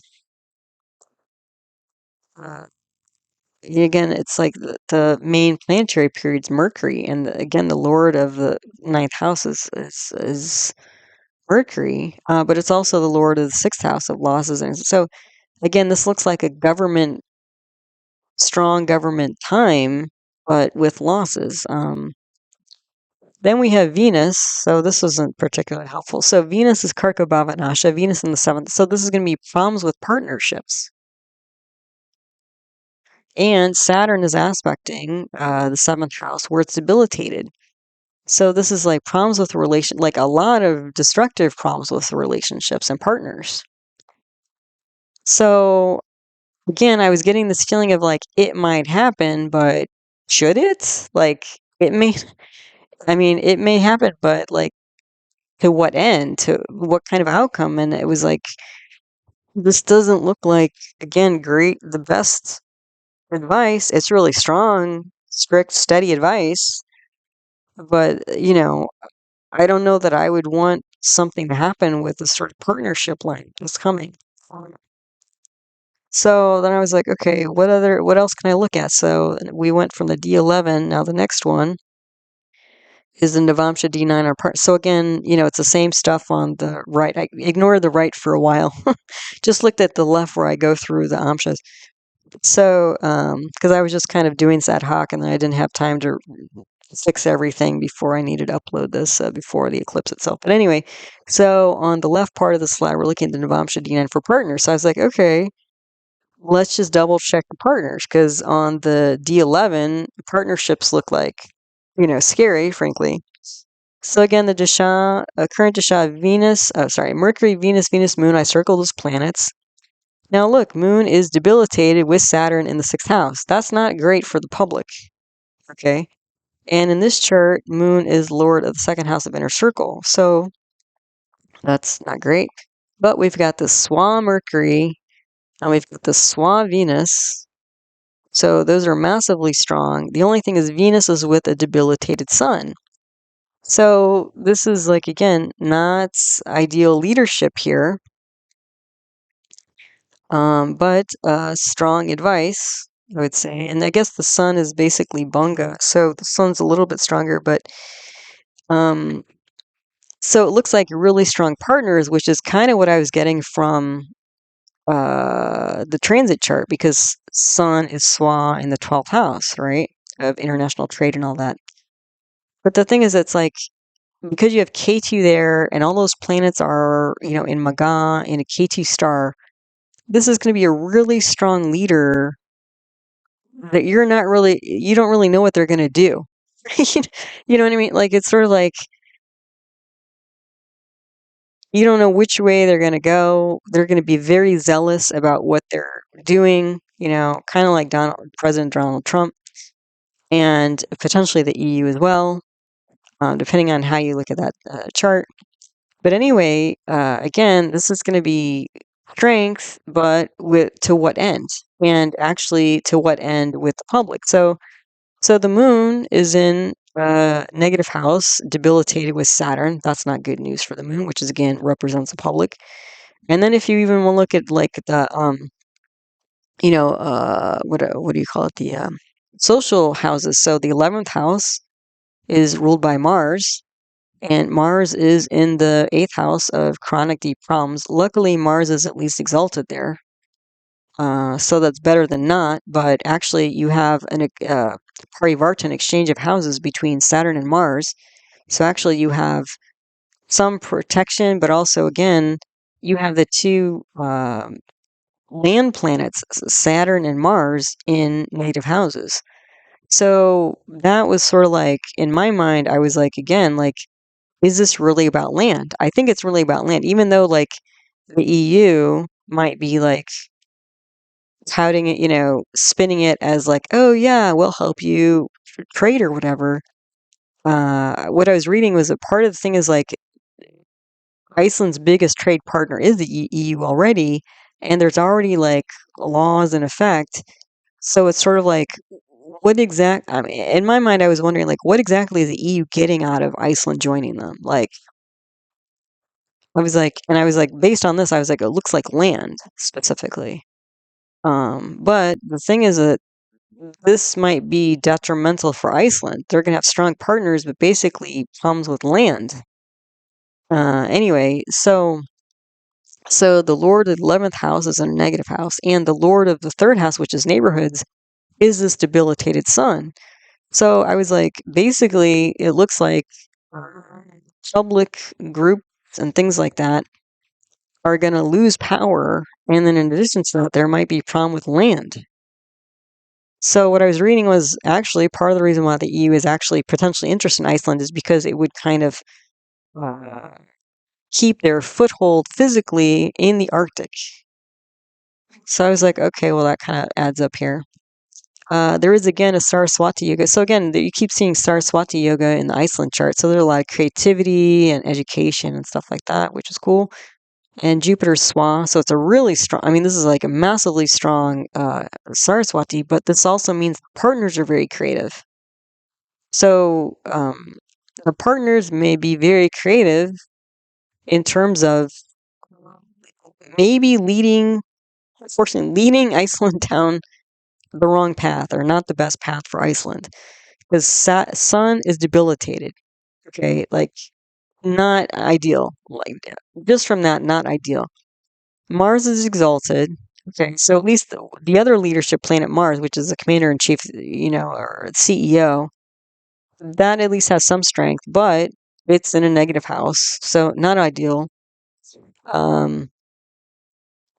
Yeah, it was just like, wow, there will be some protection of land, but again, it looks like chronic and acute problems. So then I started thinking, so again, I get kind of getting the same energy of like, yes, strong partners, but to what end? And then I was like, why is this even coming up? I mean, this sounds like almost the same energy of like the Kingdom of Iceland union with Denmark, and then the weird shut off of communications because the Nazis occupied Denmark and they became independent. It's almost like a reversal of what has happened, but that's exactly the point. I was like, one, again, Sun with K2 and Mercury in Maga is like going against the flow, going against tradition. So the trajectory of Iceland has been to like become more and more independent, and now we're like going back, kind of running back to the EU. Like I was just like, well, that fits.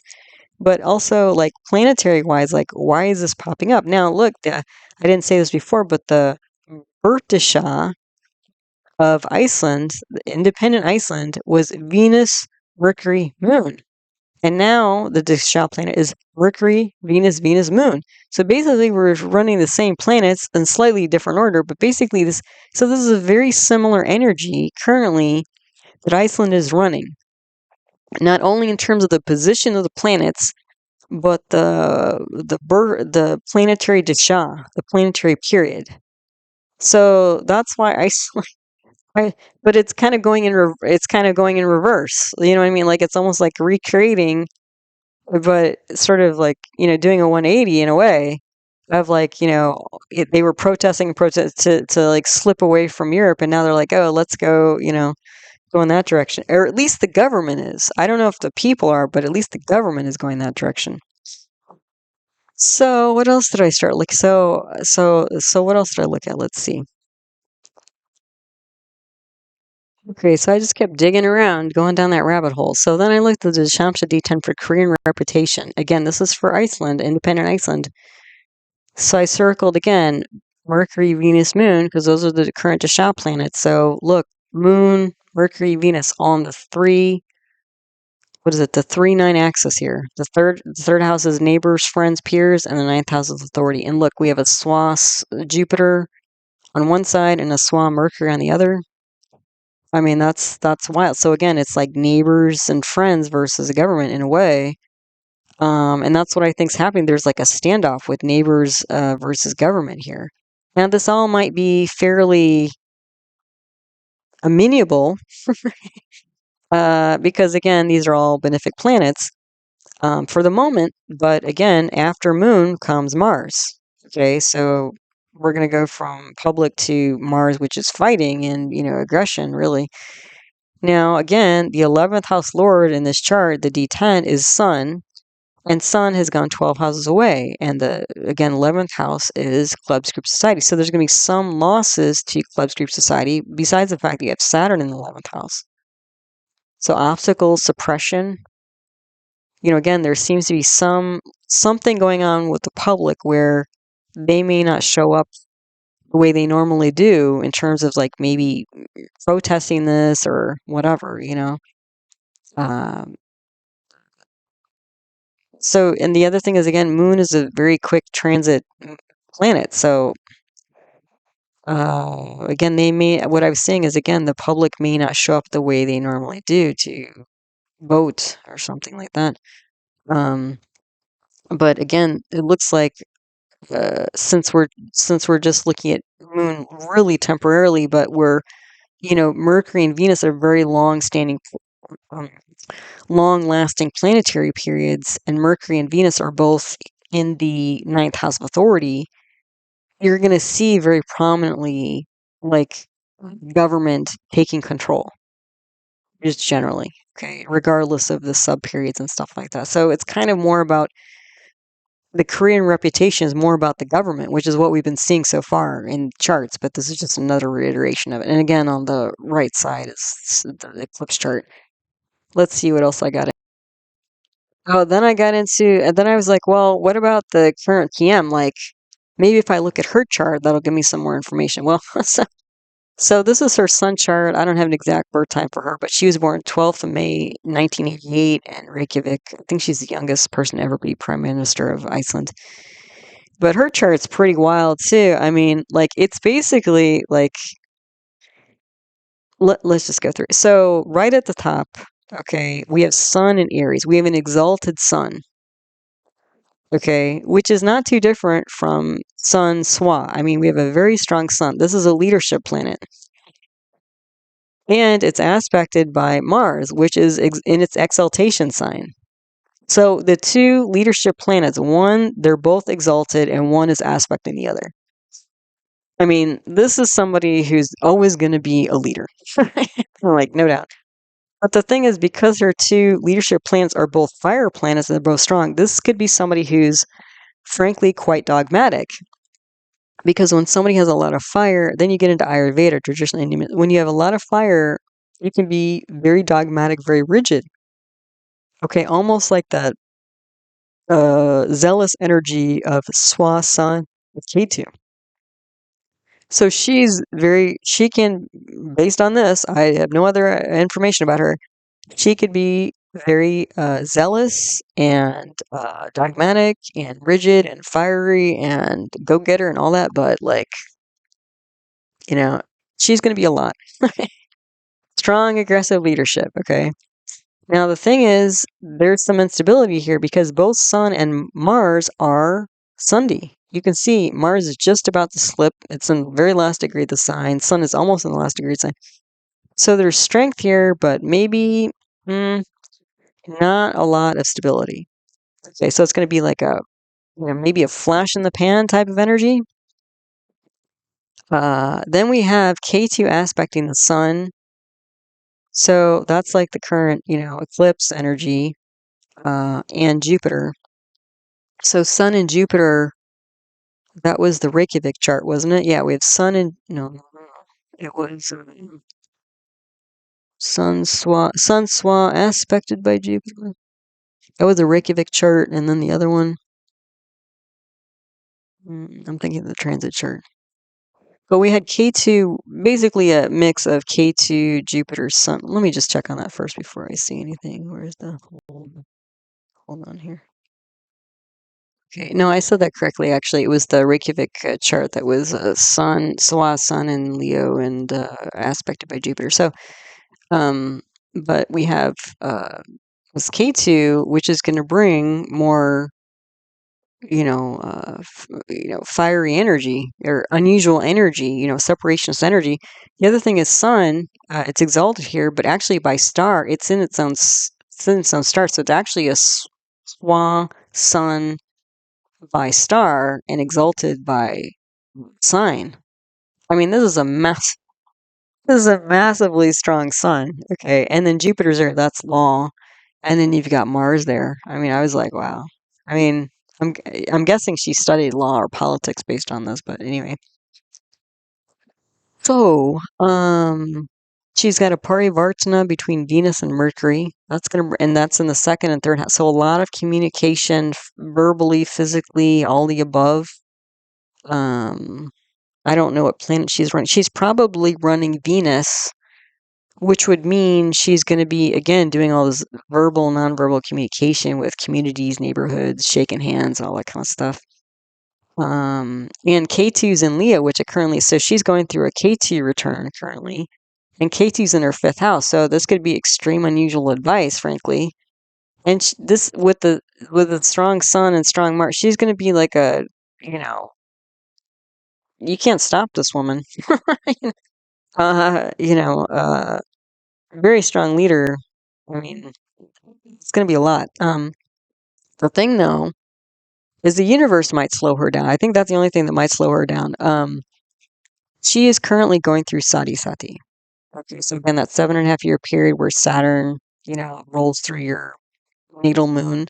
So you can see moon for her is in the 12th house of expenditures and losses. So moon represents public, also emotions, right? She's got Venus in the third house of, so she's got her two emotional planets in negative houses, which isn't too surprising because her fire planets are so strong. But so she's going to be very dogmatic. But the thing is, like, she's going through Sati, okay, which indicates a loss of long-term support system, which for her could be, again, the political party she's affiliated with. That's a possibility.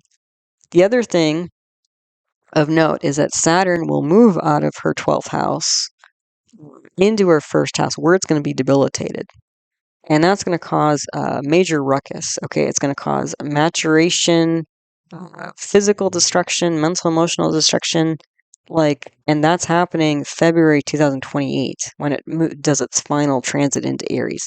That's not going to be a great time for this woman here. And I was looking it up. I was wondering, because I don't know their voting cycle or whatever, but she is potentially up for her next parliamentary election, November 2028, after Saturn moves into Aries, her sun house, where it's going to be debilitated. So again, that kind of fits in with this because of the super, super strong sun and Mars, but Sunday, I was like, she might come in hard and fast, but I don't know if she's got longevity. And then again, because of and I don't know what planet she's running, but again, probably Venus. So she might still do all of her talking stuff and shaking hands and all that PR stuff. But in terms of her, and even that might slow down because once Saturn moves into Aries, Saturn's going to be on her Venus. So that might even slow down in terms of her communicating and PR routine. So for her, the next parliamentary election, November 2028, is going to be bad timing astrologically for her. And then currently she's probably running Venus, so she's probably activating that parivartana between Venus and Mercury. There's going to be a tension between inner circle and peers, verbal, nonverbal communication, tension between inner circle and neighbors. So again, that's kind of that shaking hands and meeting and greeting people stuff that she does with public versus like what's really going on with her inner circle of advisors, so that stuff's going to be going on for her. Yeah, so what else do we have? Okay, so here we have the birth chart for the European Union. It happened November 1st, 1993 at midnight, Maastricht, Netherlands. That's where the Maastricht Treaty was signed that created the EU. So you can see we have an Aries rising here, rising chart. Okay. So, since I was running short on time, I didn't want to do like a full analysis, but I was just thinking about synastry between independent Iceland, Frostadotter, PM of Iceland, and then the European Union. Okay. So, since this is an Aries rising, well, potentially weird because we're looking at different. Never mind. Let me back up. if we look at, we can only, since we don't have an exact birth time for Frosta, we can only look at physical relationship between independent Iceland and European Union. Okay, so that's not compatible. Okay, because independent Iceland is Virgo, and this is Aries. Okay, they're not in great alignment physically, which they're across an ocean from each other, right? So, but what about like career-wise? Okay, so I would use the sun potentially. So for independent Iceland, sun was in Gemini, and here the sun is in Libra. Okay, so this would potentially be a friendly relationship career-wise, like, I would say business trade-wise. Okay, for Iceland, independent Iceland, and the European Union. Now, for Frosta and what is it? The European Union, they're going to be opposites, but much more closely aligned because they're opposites. Okay, because the sun for Frosta is in Aries, and the sun is debilitated for the European Union. I mean, it also is not great news. I mean, frankly, for the European Union that the sun's debilitated here, but it is like Mars is exalted in the eighth house, and Mars is is Sunday. So, and Mars in the eighth house, Swa is going to be about like other people's money, frankly. Okay, so this is really about like an economic alliance more than a physical alliance. So, um, they will be again potentially workable together. And Frosta. So then, if we look at Frosta with Iceland, independent Iceland, there's a decent workable relationship there. Okay. The problem though here, okay, is that since Frosta sun chart is Aries rising, and the European Union's general regular Udaya Lugna, regular chart is Aries rising. What I mentioned in terms of Saturn, okay, going into its debilitation sign in February 2028, basically that's going to occur for Frosta and the European EU simultaneously. So both Frosta and EU will both have problems. Okay, and they're both going to go through Sati. So Frosta moon is in Pisces, so she's going through Sati. But when the European Union, when Saturn goes into Aries, that's the starting point for the EU's Sati. So we got two negative double, basically a negative double whammy for both Frosta and the European Union coming up in 2028, which isn't that far away. It's like a year and a half. And we're going to get a little glimpse of that Saturn because Saturn's going to roll into Aries next summer for a few months and go back into Pisces until it finally rolls back for good into Aries in February 2028. So that's not, again, great news for either Frosta or the European Union. So again, does,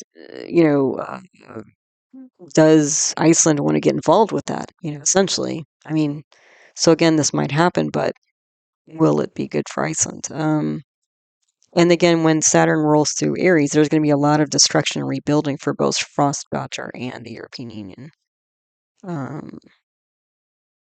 Yeah. So we've got that, and I think I've got one more. Oh, and then I was looking at like what do things look like for Iceland on the next slide, I believe. Hold on.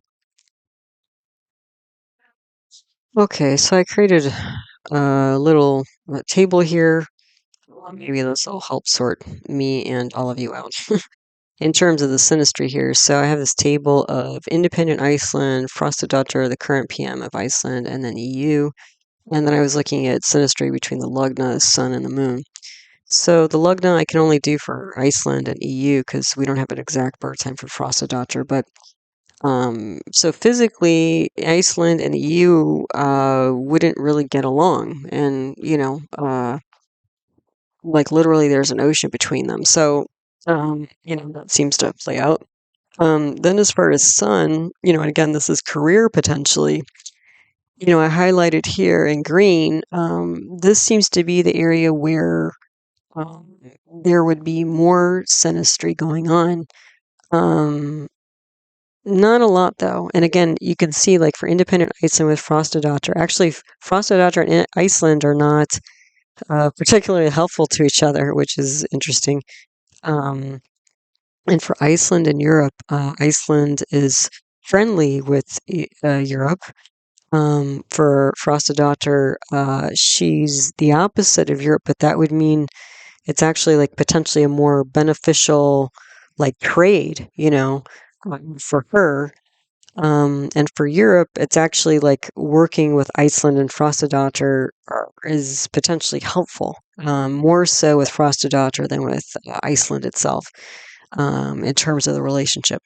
Now, in terms of the moon, which again is like emotions, feeling, or home, like the best is not being helpful. And there's potentially negatives as well. So for Iceland, kind of mentally, emotionally, it's not really a good fit with Frostadotter or the EU.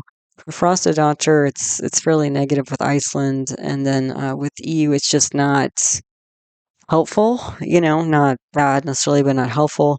And then for EU, Frostadotter is not helpful emotionally, and for Iceland, it's negative. So again, like there's a pretty strong internal mental emotional alliance which is not happening, but again there can be some positive, not fantastic, but some potential um, career associations that would be helpful between the EU and Iceland. Frostadotter, not between Iceland and Frostadotter, and it would be sort of more intense or with Frostadotter in the EU than with Iceland, if that makes sense. So hopefully that straightened things out a little bit. Okay, so I think this is the last slide now. So on the left, we have the birth chart of Iceland independence again. And now on the left, it's finally changed. We have the sky pattern for June 2027, which is a Virgo Lugna. I've oriented so it's a Virgo Lugna. Because I had some information about, I was looking at the Amshas for independent Iceland, and I was looking at Frostadotter a little bit and the EU a little bit. But I was just wanted to look a little farther out in terms of like how things are going to go for Iceland generally. So this is for next summer when again you can see Saturn just recently moved into Aries. It's in the almost second degree of Aries there, but it's in its debilitation sign. And also the eighth house is deep psychology and also other people's money. So this can be like a depression, financial depression as well as like kind of emotional depression. Saturn can bring isolation, feelings of isolation, overwhelm, fear, anxiety, doubt, skepticism, depression. And so, and Saturn is aspecting the second house of assets. At least it's exalted there, so there's more strength there. But it looks like, again, next summer is going to be a little bit of a preview for when Saturn, excuse me, sorry about that. Saturn moves into Aries for a good 2.5 years from February 2028. So, and the other thing is, again, remember that the moon, in Iceland's natal moon, is in Aries. So simultaneously, it's going to go through Sati, and then also it's going to, um, aspect the natal sun. And then you can see in the June 2027, there's a lot of recreations here. So there's going to be a sun return next June. There's going to be a Jupiter return next year. It's almost in the exact same degree. There's a half Rahu Ketu return. The Rahu and Ketu are in, they're on the same axis but in opposite directions. And then also, Mercury is going to be in its own sign, Venus is going to be in its own sign. So it's almost a little bit like that parivartana that's created in the natal chart for Iceland's independence. So actually, next summer is almost going to be like a big return, for Iceland. A lot of like again, kind of remnants of the past, almost like deja vu. You're gonna have a Kala Sarpa yoga, so it's almost all the planets on one side of the Rahu K2X the other, up until about that time, and then it's going to be broken. So that's kind of ambition and unusual energy actions. Also, at that time, Lakshmi, Iceland's going to have a Lakshmi yoga potentially, which can be potentially big money. So there again, it's like we've got these opposite, energies going on of um, uh, financial problems because Saturn is on the second and eighth house, and the Lord of the 11th house of income is in a negative house. But also we have a Lakshmi yoga. The Lakshmi yoga might win out because yogas can sometimes kind of supersede, again, house and planet analysis. But the Lakshmi yoga is going to be short lived. It's only going to be for time that Venus and Mercury are in their own signs potentially. So there might be something that brings money in for Iceland for a while during this time, like that they might get some big financial boon, like in the month of June. But more chronically, over the 2.5 years when Saturn's transiting Aries, is going to be a pretty tough time for um, Iceland financially. And again, you're going to get that Saturn on Sun the way it is um, in the natal chart. So that might be like a kind of restructuring, actually, of government and authority at the time. Let me just see what else I read. Oh, well, Mercury in its own sign in Gemini, this could also be new business revenue streams. So maybe there's again some government contract or government contracts that brings in money. But there's going to be difficulties and losses associated with it because you've got this debilitated Saturn on Sun and Mercury. So again, it may not go as well as hoped.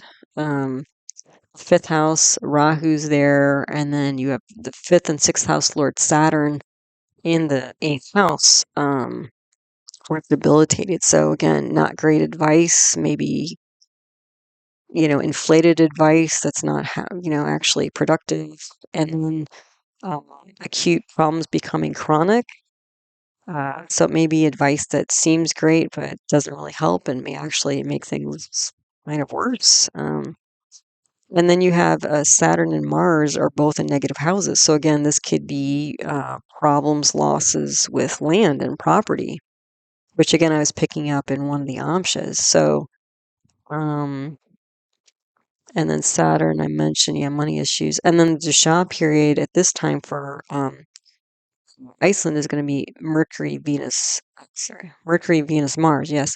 And Mars again is in the 12th house. So this could be strong government actions because Venus is swa in, it's going to light up or activate the parivartana between Venus and Mercury in the natal chart. And at this time, Venus is going to be swa, Mercury is going to be swa. So almost just through transit, it's going to reactivate it. So there's going to be strong government actions, but with this Mars, Mars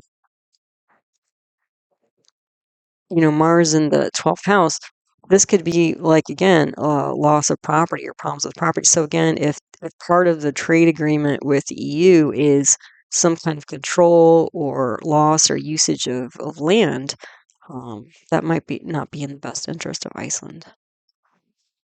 Okay, I think that's it. Yes, that's it.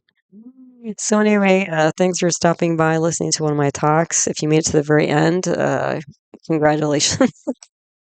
Hang out with me all the way through the travails through the rabbit hole.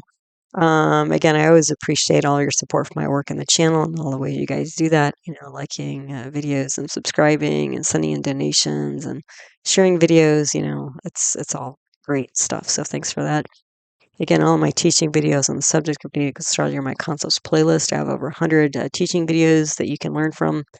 For more famous birth charts, check out the Birth Charts Archive List 2026 video. I have where I list more than 180 famous charts I've analyzed on the channel, and the videos you can find them in. I do offer individual birth chart readings and astrology classes, so if that's interesting to you, you can email heartlightastrology@yahoo.com for more info on that.